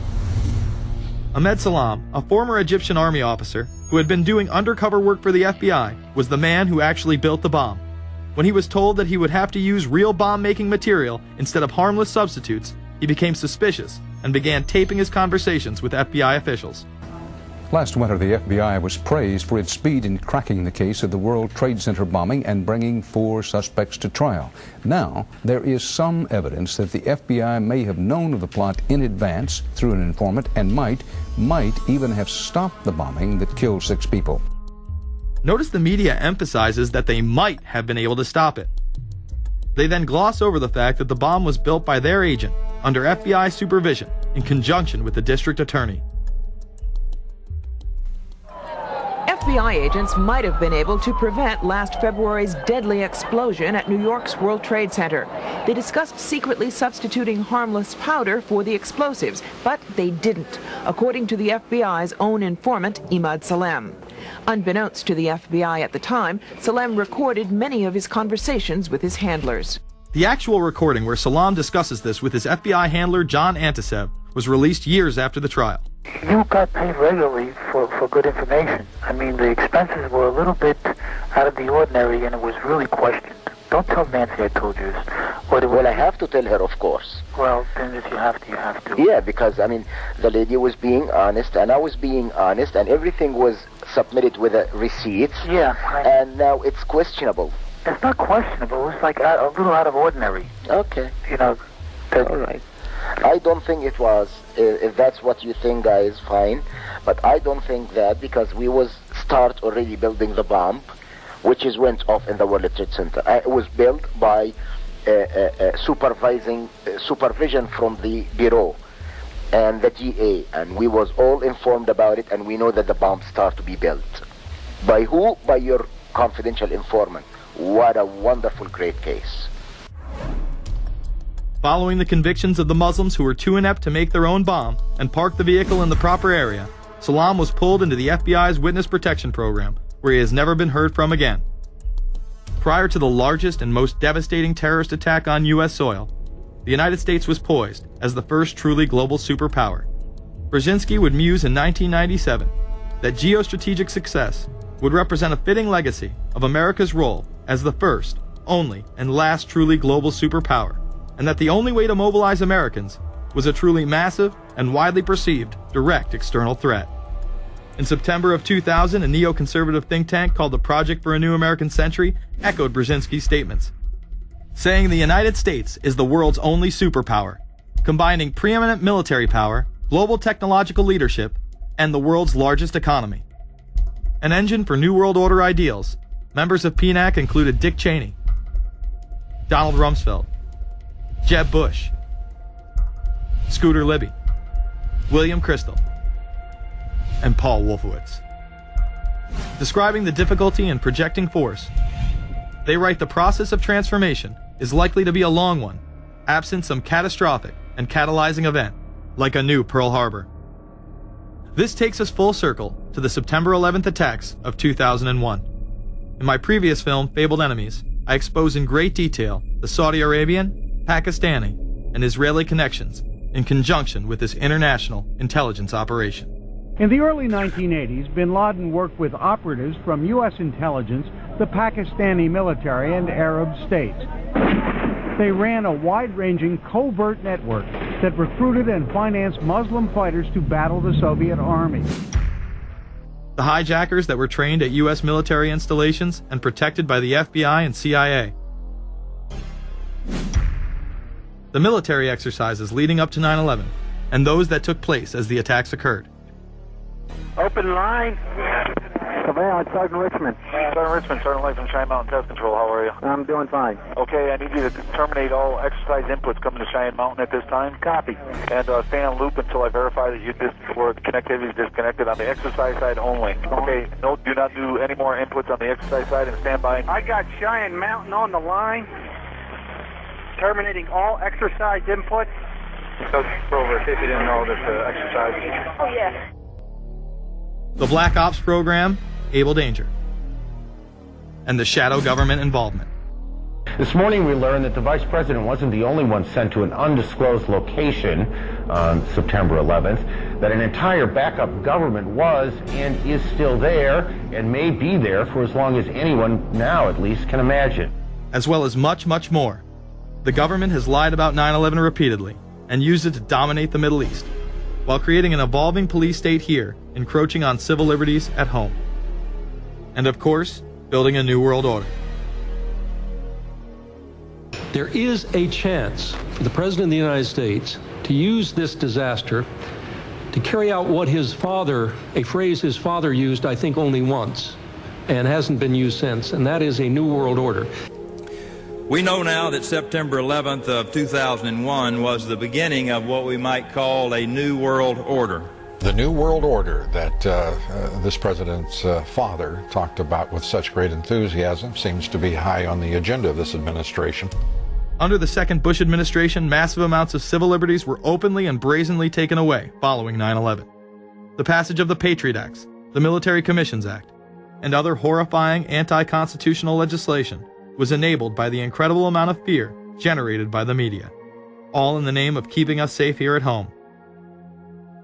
The war itself would create huge profits for the military-industrial complex, and the globalists would seize even more power and control over Middle Eastern resources in what they planned to become a Eurasian Union under their control. Although the establishment claimed to be fighting for our freedom abroad, they were destroying our sovereignty by stealth. Expanding on NAFTA, they were able to consolidate power on the domestic front by deindustrializing the United States through CAFTA, the Central American Free Trade Agreement, as well as the SPP, the Securities and Prosperity Partnership. Opponents, however, say the initiative is nothing less than a plan to create a North American Union that would eliminate sovereignty for all three nations. Building on the North American Free Trade Agreement, the NAFTA section of the Commerce Department is busy drafting laws and regulations for a North American Union, a union of Canada, America, and Mexico. The President has attended secret meetings and signed at least 2 agreements under the Security and Prosperity Partnership Program. The stated goal established by Presidents Bush, Fox, and Prime Minister Paul Martin is integration by 2010. It's a plan from the business elites, the political elites, that will cost more American jobs, cost American sovereignty, but it would fulfill the President's father's vision. Now, former United States Trade Ambassador Robert Zoellick is talking about it again with renewed vigor. This time, a new world order with business at the helm of trade and economic policy. It's an agenda that goes hand in hand with the United States, Mexico, and Canada working quietly and behind the scenes to promote a common market with common deregulation for the benefit of multinational corporations. It's remarkable to me, the arrogance, the idea of just simply throwing away the nation's sovereignty, but they're trying to do so in so many ways. People better understand that they mean exactly what they're saying. It's a new world order they're trying to create. Dobbs, the only mainstream anchor to expose the New World Order, resigned shortly after bullets were fired into his home. The elite do not plan on waiting around for these unions to be formed before implementing the next step in global government. Through the vast global economic crisis of the last few years, they have been able to devalue the dollar and undermine it as the world's reserve currency. They have allowed the Federal Reserve and IMF to consolidate power by taking control of the Securities and Exchange Commission, as well as issuing a global currency instead of the dollar, disguised as a special drawing rights unit. This aspect of the New World Order was announced at the G20 in April of 2009. There is a big thing that's going to happen in London at this G20, and then they're hiding it, they're camouflaging it, they're not talking about it. Coordination of international regulation. What they are going to do is to put our Fed and our SEC under the control, in effect, of the IMF. New World Order, that's what they're planning in there, is to undermine the U.S. currency, and it's just really sad. What it really is putting the American economy under international regulation. Yeah. And those people who have been yelling, oh, the UN's going to take over global conspiracy government. Theorists. They've been crazy, but now they're right. There's 20 or whatever people in the G20, say there's 20 ministers, thousands of us, and we can't get our voices heard. When Geithner said he would be open to the idea of a global currency last week, yeah. Those conspiracy people had said and suggested that for years. Right. You're not wrong. Cash is becoming weeded out. Cash will most likely be eliminated or extremely difficult to use in many situations, so that you'll have to use the global currency or the electronic currency. Even though a physical global currency is yet to exist, groups such as BRIC are openly promoting a new reserve currency, which is a conglomerate of Brazil, Russia, Indonesia, and China. Get everyone in the whole world using one currency, which some people think that's a good idea. Russian President Dmitry Medvedev recently showed off a sample coin of the new world currency at the G8 in July of 2009.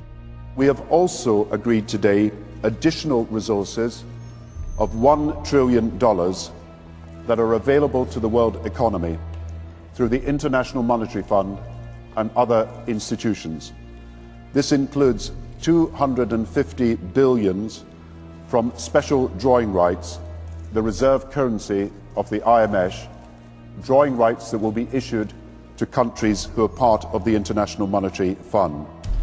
I think a new world order is emerging, and with it the foundations of a new and progressive era of international cooperation. The head of the European Union is also calling for global government. 2009 is also the first year of global governance, with the establishment of the G20 in the middle of the financial crisis. Gordon Brown has called for a world constitution. We now need nothing short of a world constitution for the global financial system. Both Gordon Brown and Barack Obama had been groomed to be the next Anglo-American spokesman for this new world order after Bush and Blair stepped down. Here is Gordon Brown in front of the CBI prior to him being chosen to become Prime Minister. And it's only now that we can begin to understand that the world order that globalization brings and what it's going to look like. But what does the new world order mean for countries like ours who are looking to succeed? And the question for us is how we meet and master all these challenges to ensure that Britain enhances its competitiveness in the process and realizes what I believe is our destiny of success in this new world order. A new world is emerging. It is a new world order with significantly different and radically new challenges for the future.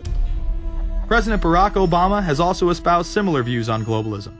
Here he is in Berlin, Germany, in July of 2008, in what media have dubbed his New World Order speech.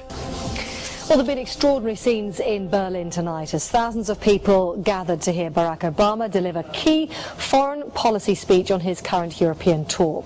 The Democratic presidential hopeful laid out his vision for America's place in a new world order. In this new world, such dangerous currents have swept along faster than our efforts to contain them. And that is why we cannot afford to be divided. No one nation, no matter how large or powerful, can defeat such challenges alone. But the burdens of global citizenship continue to bind us together. In this new century, Americans and Europeans alike will be required to do more, not less. Partnership and cooperation among nations is not a choice. It is the only way, the one way, to protect our common security and advance our common humanity. That is why America cannot turn inward. That is why Europe cannot turn inward. America has no better partner than Europe. Now is the time to build new bridges across the globe as strong as the one that binds us across the Atlantic. Now is the time to join together through constant cooperation and strong institutions and shared sacrifice and a global commitment to progress to meet the challenges of the 21st century. Barack Obama also became the first sitting president to ever become the chair of the Security Council for the United Nations, which only further cites his allegiance to world government. In an era when our destiny is shared, power is no longer a zero-sum game. No one nation can or should try to dominate another nation. No world order that elevates one nation or group of people over another will succeed. No balance of power among nations will hold. The traditional divisions between nations of the South and the North make no sense in an interconnected world. I think its task will be to develop an overall strategy for America in this period when really a new world order can be created. It's a great opportunity. The globalists, who know that Obama is going to promote their plan, want to make him such a superhero that nobody will question what he's doing. He is very much a product of the system that he is now technically in charge of. Obama alone, or the Democrat Party alone, is not responsible for his massive rock star status. It's been done by the media. This establishes that Obama is an unapologetic globalist who holds no one nation above another, despite its policies. Perhaps we should move towards a society more like China if that's the case. After all, on the 60th anniversary of the communist Mao regime takeover, the Empire State Building, once a proud symbol of the United States, was lit in the colors of the Communist Party halfway across the world. In fact, following the United Nations Copenhagen Conference in December of 2009, the Washington Post ran the headline, "Copenhagen Climate Deal Shows New World Order May Be Led by U.S., China." The Copenhagen Conference was disguised as a summit that would save the planet from man-made global warming by cutting carbon emissions. When taking a look at the almost 200-page document that was being proposed, it becomes evident that this was yet another attempt to establish global government and set up a global tax. In Section 38, it states, "The scheme for the new institutional arrangement under the Convention will be based on three basic pillars: government, facilitative mechanism, and financial mechanism." In Section 47, subsection F, it discusses cap-and-trade schemes and carbon taxes and the use of new and existing flexible carbon market mechanisms. These cap-and-trade schemes were just that, a scheme to further transfer the wealth from the poor to the ultra-rich. One of the ways it will drive the change is through global governance and global agreements. The fact that our president even attended should be considered treason. Just weeks before the conference, ClimateGate hit the media. Secret emails confirm that many of the United Nations lead scientists had engaged in fraud in order to promote the idea that man-made global warming was occurring and that carbon dioxide was a toxic gas. In reality, they admitted the Earth had been cooling for the last decade and that they had destroyed the source data in order to ensure the scientific community would be unable to review their findings. Bill Jones was forced to resign from his position at East Anglia University, and Penn State has launched an investigation into Michael Mann. Because of the scandal, many countries refused to sign the agreement, and instead only 25 heads of state, including rock star President and Savior Barack Obama, signed a much shorter and broader accord. The document states that a high-level panel will be created, and that parties will be subject to domestic auditing, supervision, and assessment. The climate conference in Copenhagen is another step towards the global management of our planet. The idea that carbon dioxide, the life force for plants here on Earth, is a toxic gas and should be taxed is laughable. There have been numerous periods of time in which the Earth has had vastly more carbon in the atmosphere than present day. In areas where there have been volcanic eruptions which emit large amounts of CO2, plants have benefited, and there is no negative impact on the surrounding environment, as well as indigenous people from the excess carbon dioxide. The globalists promote this theory to keep mankind in fear, not only for the establishment of a global government and a global carbon tax, but the literal control of the entire planet. An even darker side to the scam of man-made global warming exists. In reality, it's about population control. Ted Turner reveals himself here in this interview with Charlie Rose. We've got to stabilize the population. When I was born, there were what's wrong with the population? I mean, with too many people. That's why we have global warming. We have global warming because too many people are using too much stuff. We've got to stabilize population, On a voluntary basis, everybody in the world's got to pledge to themselves that 1 or 2 children is it. Not doing it will be catastrophic. We'll have 8 degrees, we'll be 8 degrees hotter in 30 or 40 years, and basically none of the crops will grow.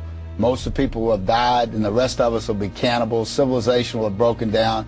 What the few people who are left will be living in a failed state like Somalia or Sudan, and living conditions will be intolerable. The droughts will be so bad there'll be no more corn growing. Not doing it is suicide. Unbelievably, when Turner met with other globalists, David Rockefeller, Warren Buffett, Bill Gates, Michael Bloomberg, and even Oprah Winfrey to discuss population control, they were portrayed as superheroes. Behind closed doors on this New York campus, a secret gathering of some of the world's most powerful people. Gates, Buffett, Bloomberg, Winfrey. It was like the Super Friends. In the great hall of the Justice League, there are assembled the world's 4 greatest heroes. Together with others at the meeting, including George Soros, Ted Turner, David Rockefeller, they're worth more than $125 billion. The new Superman and Wonder Woman, the super rich friends, not fighting bad guys, but fighting for good nonetheless. Would a superhero call for a one-child policy? Would a superhero call for population control? In a recent interview, he claims that 2 billion people would be ideal. That means 4 billion plus must die to accommodate a man who owns more acreage than anyone else on the planet. Let's not forget that Ted Turner is the president of the United Nations Foundation. There are countless examples of how we are being indoctrinated to accept these kind of conditions and believe that man and his activities are the problem. From the promotion of climate cops, we're the carbon cops and we're on the lookout for energy wasters, to phony liberals and conservatives getting together to promote climate change. Hell, let's face it, we're polar opposites. We couldn't be further apart. I'm on the left, and I'm usually right. And we strongly disagree. Except on one issue. Tell them what it is, Reverend Pat. That would be our planet. Taking care of it is extremely important. We all need to work together, liberals and conservatives. So get involved. It's the right thing to do. Now there you go again. The New World Order will stop at nothing to achieve planetary dominance. Whether it be assassination, wars based on lies, and even a phony environmental movement. So it should come as no surprise that they have been tracking, tracing, and databasing our lives for years. Many people are aware that the Bush administration engaged in warrantless wiretaps on American citizens. What they don't understand is that it has come out in court that all the major telecommunications companies have been secretly storing every piece of data received from our phones and our computers and handing them over to the National Security Agency. You heard about the government secretly listening in on phone conversations without a warrant. But there is evidence that your email is also being tapped. The government has been intercepting most emails as part of its terrorist surveillance program.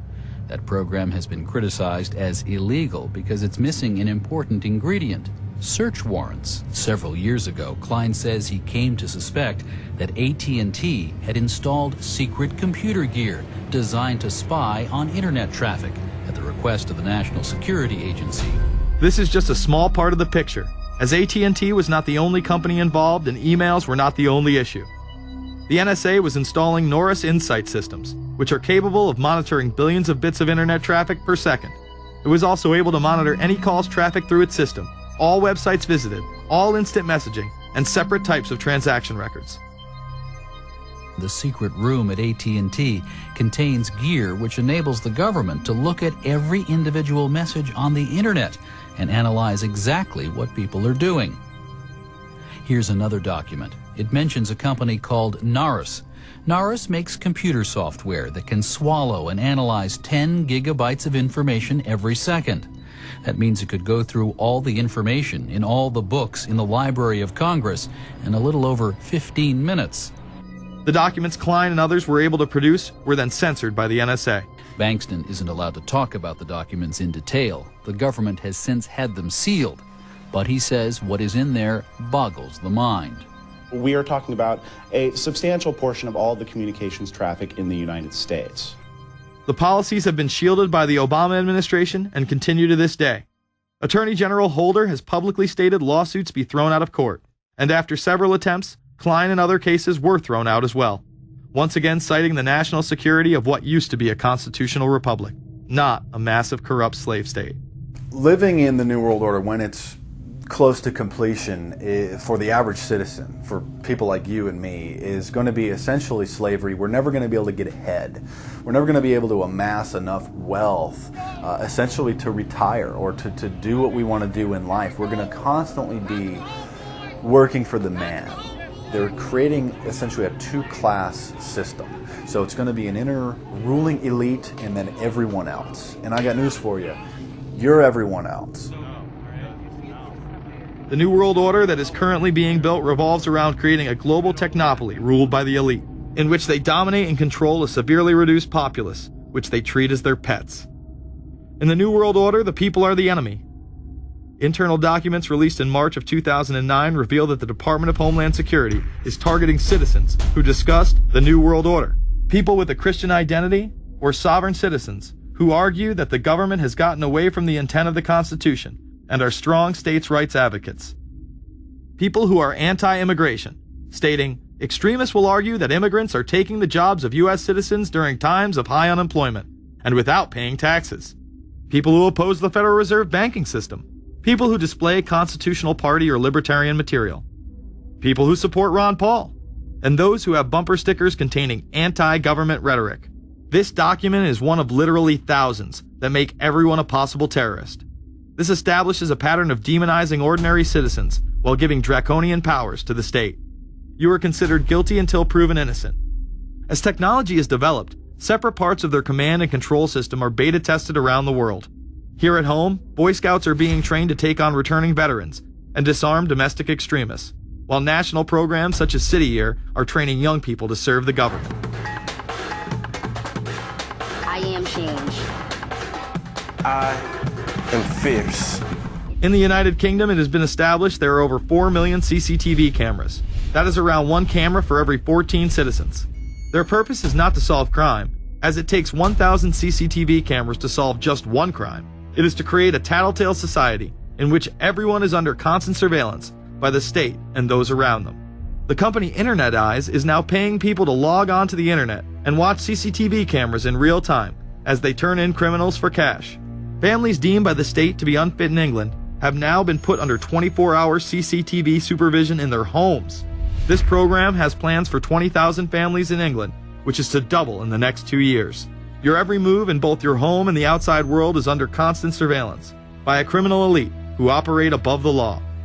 As we are constantly under the microscope, their activities remain in the shadows.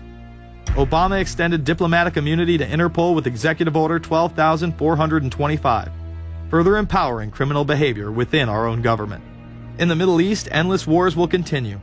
Under the Obama administration, we have sent tens of thousands of more troops into Afghanistan.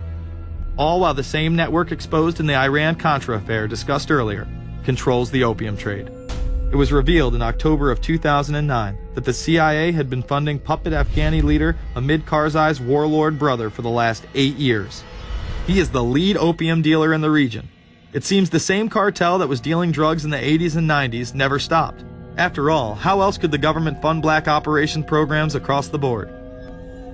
The Karzai regime has whole sections of it which are drug supported, and we can't touch it. We turned Afghanistan into the major supplier of heroin for the world. It happened under CIA supervision. This continues while many of the Taliban are literally on U.S. payrolls. Is there a possibility that we have Taliban employees?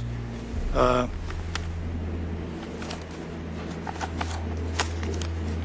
commander in the field, or I should say the COCOM commander, General Petraeus, has made it a conscious effort to, as part of his coin strategy, to hire local nationals. I can't talk in this form, nor am I the qualified guy to talk about it, but there is no doubt in my mind, one day you're on one side of the ledger, the other day you may be on the other side of the ledger. Biometrics have been instituted in both Afghanistan and Iraq, where individuals are subject to fingerprint devices, iris scanners, and electronic databases to screen local residents as well as DNA tests.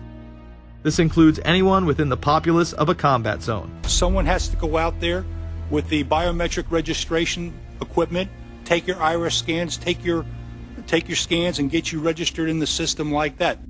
As scary and tyrannical as these systems seem to be, none may be as dangerous as the implantable RFID microchip. Through various pretenses, including terror, security, and entertainment, the chip has been promoted and integrated into society. In 2001, following the 9/11 terrorist attacks, the Jacobs family became the first family to be injected with microchips in front of a live television audience. We have a Florida family who are really pioneers in a brave new world. They have volunteered to be the first ever to have microchip identification devices implanted into their body. After 9/11, I was really concerned with the security of my family. In 2004, the FDA approved the use of RFID technology to be implanted into human beings. However, studies dating back to the 1990s show the implantable microchip has been linked to cancer in animals, but this has not slowed the agenda of control. In Barcelona, trendies get chips in order to receive VIP status at the exclusive Baja nightclub. A simple swipe of the arm gets them in without a line, and it pays for their drinks too. The Mexican government also chipped employees for security measures in 2004. We were interested today to hear that more than 100 law enforcement officials in Mexico are having microchips implanted in their arms. The chips allow a person to be scanned, sort of like a cereal box at the supermarket checkout. Mexico's Attorney General and 160 of his deputies have had microchips implanted in their arms. It is to provide access, said the Attorney General, to the right people in exclusive areas. Today, aside from being promoted as a device that can save your life by storing all of your medical information in it, it is being promoted as the next generation tool for video gaming. Sega developer Yu Suzuki plans on developing gaming technology using implantable RFIDs. He states, people that have some sort of chips in their bodies, to be able to keep track of vital signs, so it doesn't have to be a scary thing. But you could put a sensor here, you know, a bit like the Matrix, as he points to his arm. It's not really something only in the future. Some people already have them, chips in their bodies. Suzuki is correct. It has never been easier to order a microchip online and implant it under your skin. Microchips implanted in your hand, arm, or shoulder is just the beginning. Some have already taken implantable brain chips that may enable the blind to see again, the deaf to hear, and much, much more, including the ability to download information directly into the brain and instantly communicate with anyone in the world, creating a worldwide mind. It's very interesting that the way that the New World Order is going is moving towards a system that is identical to that, whether it's going to be an implantable microchip, an RFID, a thumb scan, whether it's going to be some sort of a tattoo. Imagine a planet where every human being is required to be chipped at birth. This would be the final tool implemented in a command and control world government system in which the elite rule the masses with total control of their lives. This is, of course, a terrible predicament for those of us who are convinced that this system is slowly but surely destroying this country and has to be changed. But we can't count on the elected presidents to do it, and we can't count on the elected Congress to do it. We somehow have to mobilize the technological resources of the internet to create some kind of new political force in this country. So is there anything else about the ruling class we should know? Politicians, business leaders, and media figures are often portrayed as pillars of morality while they describe themselves as Christian conservatives.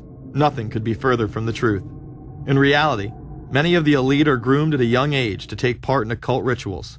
Those who attend Yale are indoctrinated into the Order of Skull and Bones, an elite secret society cloaked as a fraternal order. Yale University is 300 years old this year, and were you to visit its campus, you would see that it still has exotic clubhouses, which look like tombs where Yale's legendary secret societies meet. Their prestige and importance have largely evaporated, but the rituals are still a secret. And so when we heard that some enterprising characters had managed to spy on the famous Skull and Bones Society, we couldn't resist. Skull and Bones, people say it's a fraternity at Yale University, but it's really a postgraduate organization. So it was founded in 1832, and it's not like a normal fraternity. People don't pledge. These people choose who they want to come. So they do the recruiting. They recruit 15 people every year, people who they see are going to be powerful people in the future. So they're recruited when they're a junior in college. A lot of these people come from really wealthy and influential families because they know that this person has the resources to then elevate them to a position of power that can benefit the club. The video shows the neophytes, or initiates, kissing a skull, then performing a mock human sacrifice. Horrific screams caught on tape include chants of, "The devil equals death, death equals the devil." True. Famous alums include Senators John Kerry and John Chafee, to name two, cabinet secretaries such as Averell Harriman, and 3 presidents, William Taft, George Bush, and George W. Bush, who's been reluctant to talk about Skull and Bones. Does it still exist?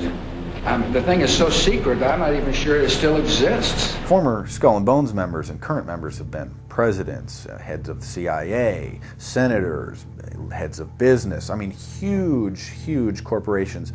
These people have the network that brings them to such a position of power that most people could only dream of. Bush would run against his fellow Bonesman and distant cousin John Kerry in 2004. You both were members of Skull and Bones, a secret society at Yale. What does that tell us? Not much, because it's a secret. Is there a secret handshake? Is there a secret code? I wish there were something secret I could manifest. 322, a secret number? There are all kinds of secrets, Tim. You were both in Skull and Bones, the secret society. It's so secret we can't talk about it. What does that mean for America? The conspiracy theorists are going to go wild. I'm sure they are. I don't know. I haven't seen the web. Number 322? This is an elaborate, occult, ritualistic entry into this group that they are now a member of for life. This culture of death and the occult continues long after college. Later on in life, these pagan rituals carry on in the redwoods of Sonoma, California. And what is the Bohemian Grove? Well, it's a kind of summer camp for the powerful, an all-male gathering in great secrecy. This group was formed in the late 1800s by artists, industrialists, and politicians. Bohemian attendees worship the owl as their deity. The Aztecs, Mayans, and other natives of Mesoamerica considered the owl a symbol of destruction and death. This is why the opening ritual for the club is the cremation of care. During the ritual, the effigy of a baby is rowed across the water by the Grim Reaper and given to a high priest, who then tosses it on a fiery sacrificial altar of a 40-foot owl god. It is an earth-based ritual in which care is burned away. The conscience is symbolically cast aside so that they may ignore the pain they have inflicted on others for the advancement of their own agendas.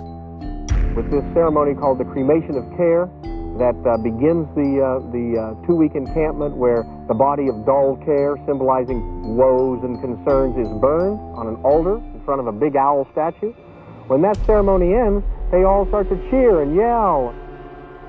You have to ask yourself why it is that somebody would want to do that, let alone these elite people. And if you look at the elite throughout history, many of the people that achieve pinnacles of power are into the occult. They seek a supernatural way to gain power. Why are Christian conservatives such as the Bushes and Newt Gingrich attending the Grove? And I recognize I'm not going to be invited to Renaissance Weekend or that Bohemian deal where Newt, Rush, and Dick all sit in a teepee naked beating on tom-toms. Why does the media barely mention the Grove? Because many of them are in attendance. Late political cartoonist Phil Frank of the San Francisco Chronicle draws a reporter thinking about his loyalties to Bohemian Grove as he takes notes for a story. Stories about what happens in these redwoods are hard to come by. A campground statue reminds Bohemians to keep their mouths shut about the Grove. Many world events have been shaped at the Grove, including the creation of the atomic bomb. Discussions at the Grove in the 1930s helped lead to the development of nuclear power and the atomic bomb. Every Republican president since Calvin Coolidge has been a member, as well as many Democrats, including Jimmy Carter. If you look at the membership lists of the Bohemian Grove and the Council on Foreign Relations, the Bilderberg Group, a lot of the key level people are overlapping and are involved in numerous groups. In addition to pagan rituals that take place there, this all-male club also deals with darker themes through the plays Montezuma, which feature Aztec human sacrifice, and Faust, which feature Mephisto. Some of these plays are disturbingly flamboyant. Many of the elitists have a penchant for cross-dressing and singing show tunes. Perhaps that is why much of the all-male staff also happen to be homosexuals. Well, each year, many of them seem to have a stunt or try to come up with a stunt. Last year, 1980, the popular button was Free the Fortune 500. Bohemian Grove that I attend one time at a time. It is the most faggot goddamn thing you will ever imagine.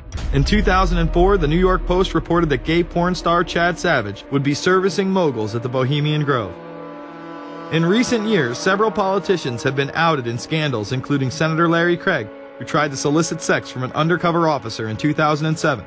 Even more shocking, it was revealed in 2004 that right-wing blogger James Guckert, who had unprecedented access to the White House during the Iraq War, was actually Jeff Gannon, a madam and male prostitute for MilitaryStuds.com.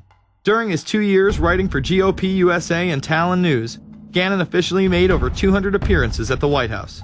Oddly enough, over 24 of these visits would take place when there were no scheduled briefings. He failed to check in or out with the Secret Service on many other occasions, coming and going as he pleased. These type of activities are not new to the White House. In 1989, headlines involving callboys in the White House rocked the cover of the Washington Times. The Washington Times reported today that unidentified White House aides in the Carter, Reagan, and Bush administrations now are being investigated for using the services of a callboy ring. The paper reports that 2 of the male prostitutes were given a late-night tour of the White House last year. Hundreds of credit card receipts obtained by the Washington Times confirm that its clients were key officials of the Reagan and Bush administrations, military officers, congressional aides, and U.S. and foreign businessmen with close social ties to Washington's political elite.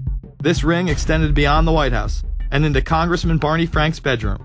Barney Frank, one of 2 openly homosexual members of Congress, acknowledged having used a male prostitute, whom he then hired as a personal employee. The man had keys to Frank's basement apartment on Capitol Hill. Frank paid him approximately $20,000 out of his own pocket to be his housekeeper and driver. But as first reported in today's Washington Times, the man was on probation for sex crimes and a drug conviction, and he ran a prostitution business out of Frank's home. Although Frank tried to claim ignorance, Stephen Goby, the prostitute in question, claimed that Frank was completely aware of what was going on, and was even receiving free and discounted sexual services. The fix seemed to be in. Frank was threatening members of Congress to remain silent prior to being exposed in this sex ring. Massachusetts Democrat Barney Frank, a homosexual, threatened to expose fellow congressmen he knew to be gay unless they stopped spreading rumors. Questions stopped and Frank walked away with a slap on the wrist. Some members of the Ethics Committee were disgusted. Do we tolerate, do we condone a member of this body who knowingly permits a house of prostitution to be operated out of his residence? You have just heard one of the most edited, selective garbage that has ever been put forth, in my opinion, in this House. Again, we see people of the highest levels of power involved in the most repulsive and decadent of crimes. They couldn't care less about the code of conduct that's taught in all major religions about treating others the way that you want to be treated. And then they masquerade, they put this false front on that they're like everybody else, because your average person wants to do right, believes in some sort of a karma, believes in some sort of a divine justice in the universe.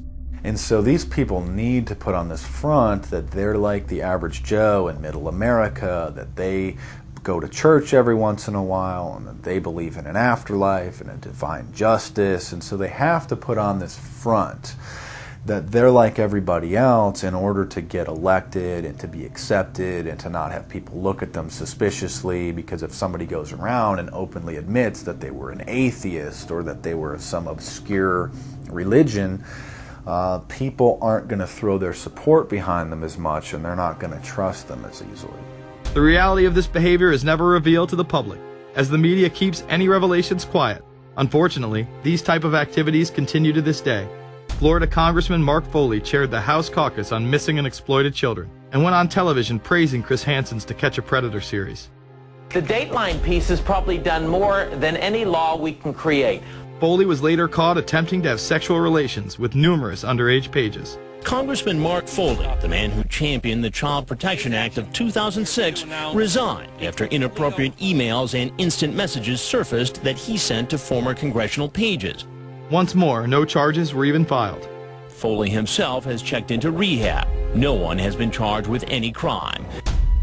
The predator class acts like Roman emperors, indulging in excess that includes sex with young boys while portraying themselves as men of the Lord. The insanity is that we have allowed an interwoven elite criminal class to rule over us while posing as the saviors of the planet. We have learned they will stop at nothing to achieve their goals and are not held accountable for their crimes. They prey on the system rather than protect it. This is not a new world order of peace and prosperity. It is not a world government to save the earth. During difficult times, we must remain ever vigilant against seemingly positive solutions imposed to suit their aims. Crises there will continue to be. In meeting them, whether foreign or domestic, great or small, there is a recurring temptation to feel that some spectacular and costly action could become the miraculous solution to all current difficulties. We are threatened by a superclass that control the flow of information and hide technology from the public. The prospect of domination of the nation's scholars by federal employment, project allocations, and the power of money is ever present and is gravely to be regarded. We must also be alert to the equal and opposite danger that public policy could itself become the captive of a scientific, technological elite.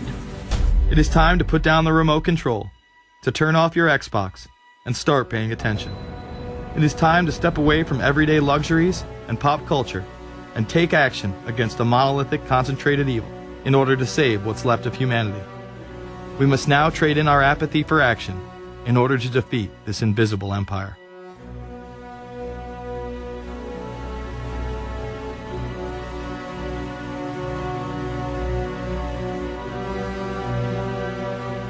How set up are we to deal with this New World Order? I think we're going to hear a lot about that today. Let's take the New World Order. It's an interesting phrase. I've been thinking a little bit about the structure of the world, right? The New World Order, as everybody says. The peace could yield to the pernicious New World Order. The New World Order. The New World Order. The New World Order. The New World Order. This New World Order. Stay fixed on your goal of imposing the New World Order. We kept talking about a New World Order. A New World Order.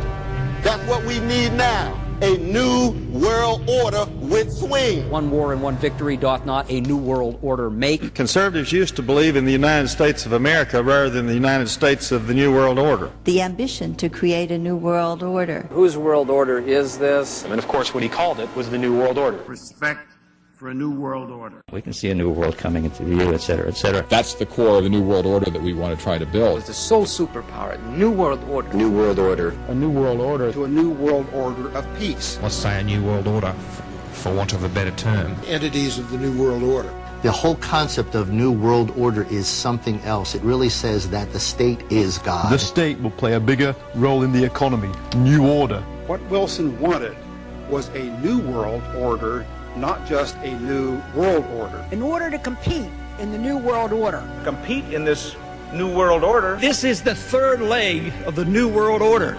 We had the World Bank, we had the IMF, and now we had the World Trade Organization. A rigid New World Order. This hoped-for New World Order. Constructing a new world order in the New World Order of the 21st century. The new world order we're going to put in place in this New World Order. In this new world order. The patriots in this country are not going to see their rights diminished in order to create a new world order. That President Bush has described as a new world order, which we all share that same desire. A new world order is surely in the making here. Are we ready for the new world order? It's a timely and often controversial question. You don't hear a politician speak the way you do in America. It's about the future of Europe and a new world order. Mr. President, thank you so much, and I hope to have you again, and I hope to see you again. Fragmentation of all human beings by a handful of individual rulers who seize power by force. Yes, these men and their hypnotized followers call this a new order. It is not new, and it is not order. The idea of globalization was so prominent in Nazi ideology that the 1936 Berlin Games would be the first time that the Olympic rings would be displayed prominently and promoted in order to glorify the Third Reich. This symbol represents the 5 major regions of the world: Africa, America, Asia, Europe, and Oceania, interlocking and coming together as one. This one world philosophy still defines the Olympic Games today. Australia, hello and welcome. One world, one dream. Hitler's methods of youth corps, concentration camps, eugenics, and military aggression were so visible to the rest of the world, he eventually failed. However, his vision of a new world order lived on. Author H.G. Wells, the man behind The Time Machine and War of the Worlds, would write about a planned world state in which there must be a common faith and law for mankind. In 1939, he would publish a full book on the matter called The New World Order. Wells again has a similar vision, stating that national individualism has to go and that sovereign states must end. He then goes on to write, in the great struggle to evoke westernized world socialism, contemporary governments may vanish. Perhaps his most chilling prediction is that countless people will hate the New World Order, be rendered unhappy by frustration and their passions and ambitions through its advent, and will die protesting against it. Many of them quite gallant and graceful-looking people. Collectivism is that concept where individuals are considered to be discardable, and that the group is more important, and that the ultimate group, of course, is the state. And so it boils down eventually to the fact that the state is the all-important unit of society, and citizens exist only to serve the state. Other men of prominence would also promote a New World Order during the 1960s, including industrialist and former New York Governor Nelson Rockefeller. These are some of the reasons pressing us to lead vigorously towards the true building of a New World Order. Rockefeller would also become vice president under Gerald Ford. Religious leader Pope Paul VI, delegates to international organizations, public officials, gentlemen of the press, teachers and educators, all of you must realize that you have your part to play in the construction of a new world order. As well as former President Richard Nixon.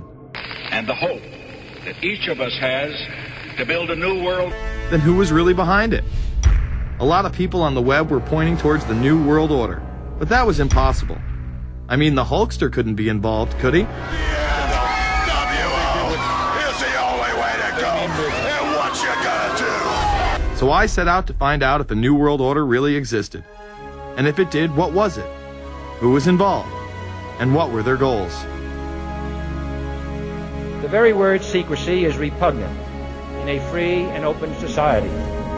And we are, as a people, inherently and historically opposed to secret societies, to secret oaths, and to secret proceedings. For we are opposed around the world by a monolithic and ruthless conspiracy. It is a system which has conscripted vast human and material resources into the building of a tightly knit, highly efficient machine. Its preparations are concealed, not published. Its mistakes are buried, not headlined. Its dissenters are silenced, not praised. No expenditure is questioned, no rumor is printed, no secret is revealed. Some cringe when they hear the term New World Order, despite all of these prominent people using it.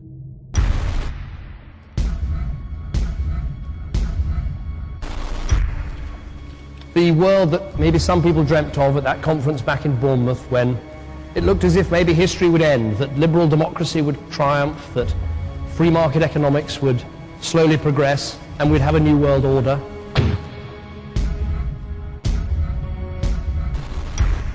And together they helped to create, were the principal leaders in creating, a new world order and a winning strategy in the Cold War.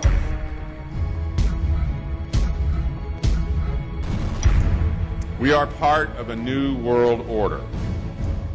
And as the recently departed Admiral William J. Crowe once said, it's long on new and it's short on order.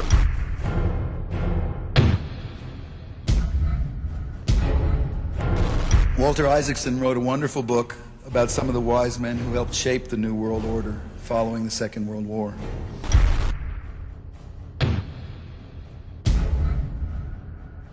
As we devise a way forward in Iraq, I urge the international community to embrace its responsibility for creating that new world order.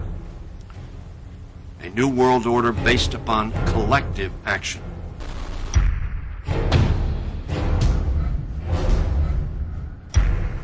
The transatlantic partnership was never just the foundation of our security.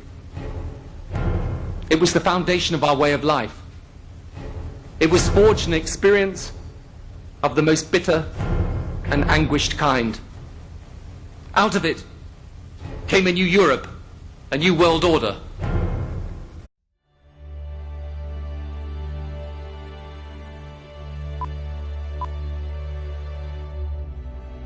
Hi, my name's Jason, and I used to be just a good old average American kid living in upstate New York. There's me. I played baseball, mastered Mortal Kombat, went to the prom, said the Pledge of Allegiance every day, and loved my country. I even lived the dream of every American youth, college. Sure, it was a state school, but it also happened to be a party town. Great times all around, right? Well, sort of. I still had to work hard as a pizza guy to make it. And of course there was school. I had to figure out the computer graphics programs I was working with, as well as attend classes I didn't care about. I certainly didn't know much about geopolitics. Then 9/11 happened and everything changed.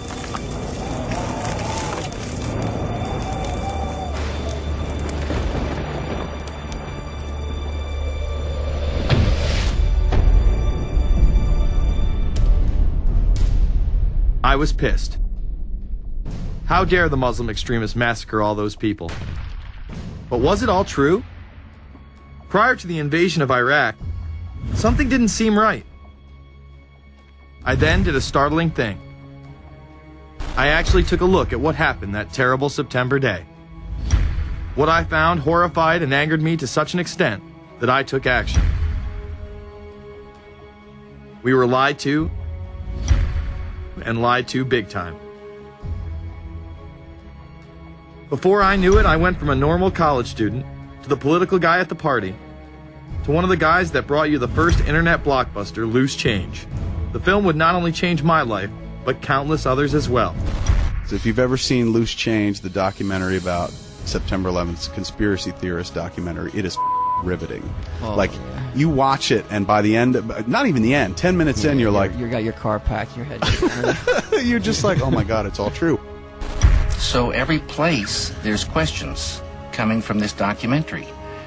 And you don't have to believe everything in the documentary to still have questions come up.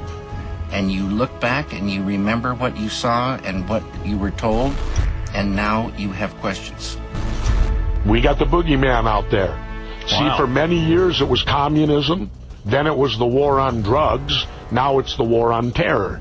All through our life we've had to have a boogeyman. Loose Change took the truth about 9/11 into the mainstream with over 100 million views and allowed me to travel the country and even take on some of my detractors. The answer is no, they cannot. Jason, I think it's telling that every time you disagree with something, you call the people a liar. I'm not calling anybody a liar, sir. I'm calling you a liar because you are a liar. But if we were lied to about 9/11... However, Nixon was largely a mouthpiece for his most dominant advisor, Secretary of State Henry Kissinger. Kissinger may be the most vocal proponent for a new world order of his era. He has called for it time and time again, in policy papers, meetings, and interviews. Time magazine recognized both Nixon and Kissinger as Men of the Year after announcing their new world order in China. However, they were working on it long before. In these once classified documents, they both discussed the new order with the president of Indonesia. Mainstream media was even critical of Kissinger's vision in the early 70s. In ragged, spasmodic fashion, a new world order is coming into being, but it looks less and less like the world order that Mr. Kissinger had constructed in his own mind. Kissinger's New World Order would fall under the radar for some time. However, it saw a vast revival during the first Bush administration. Here is Brent Scowcroft, former vice chairman of Kissinger Associates and former national security advisor under both Ford and Bush Sr., as he discusses the New World Order. Looking at the subtitle this morning, Are We Ready for the New World Order? Gives me something of the shudders. That phrase, New World Order, I'm afraid I'm partly responsible for resurrecting. To me, what that symbolized was perhaps a fundamental change in the character of our response to national security issues. Here, Charlie Rose asked Scowcroft, Kissinger, and former national security advisor Zbigniew Brzezinski if we are living in a new world order. Where are we as we think about this time in American foreign policy? Are we at a special moment which is being redefined? Or are we creating a new world order? We're at a moment when the international system is in a period of change like we haven't seen for several hundred years. In some parts of the world, the nation state on which the existing international system was based is either giving up its traditional aspects, like in Europe, or as in the Middle East. George H.W. Bush would campaign for a new world order like no other president before him. He would openly discuss it during his State of the Union address. What is at stake is more than one small country. It is a big idea, a new world order, where diverse nations are drawn together in common cause to achieve the universal aspirations of mankind. Again, a unified Europe was a major goal in creating this order. With few exceptions, the world now stands as one. A year and a half ago, a new consensus as to how life should and could be lived.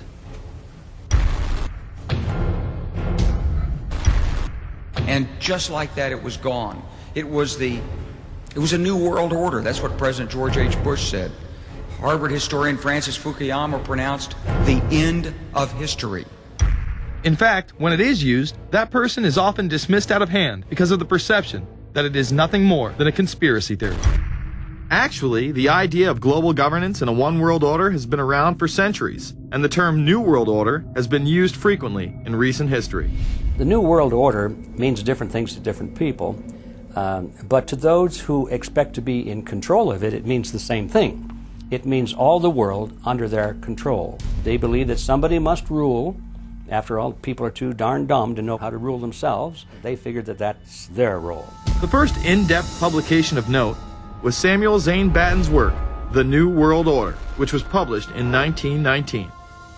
Under the cloak of Christianity, this order speaks of a new world rising and advocates social control over all people and all resources. It promotes a world federation with a world parliament, an international court, and a global police force. Some of its goals are as follows. Community. The danger and loss in crime and degeneracy. The determination to make community life safe, sanitary, wholesome, and moral. Industrial. The disappearance of class distinctions and the solidarity of all interests in the economic process. National. The conception of the nation's welfare as the supreme concern, with the policy that everything shall contribute to this end, and every person must do some useful work. International. The creation of an international mind, with a world consciousness, and a world patriotism. The destruction of every arbitrary power that can separately and of its single choice disturb the peace of the world. Well, government is good, right? It put an end to war. Well, it could put an end to war because you just only have one dictator. I think Adolf Hitler had that in mind. He wanted a world government too, with himself as the master leader. Many have regarded Hitler as the apex of evil, a true heart of darkness. But how many people know that Hitler had his own vision of a new world order? Hitler had been promoted by the establishment. He graced the cover of Time magazine many times and was their Man of the Year twice. His vision was simple: unify Europe and then the world.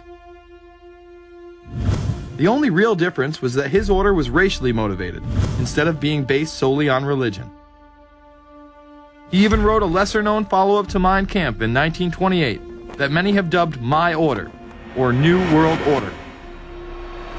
President Roosevelt would condemn this order prior to World War II. Nazi forces openly seek to establish systems of government based on the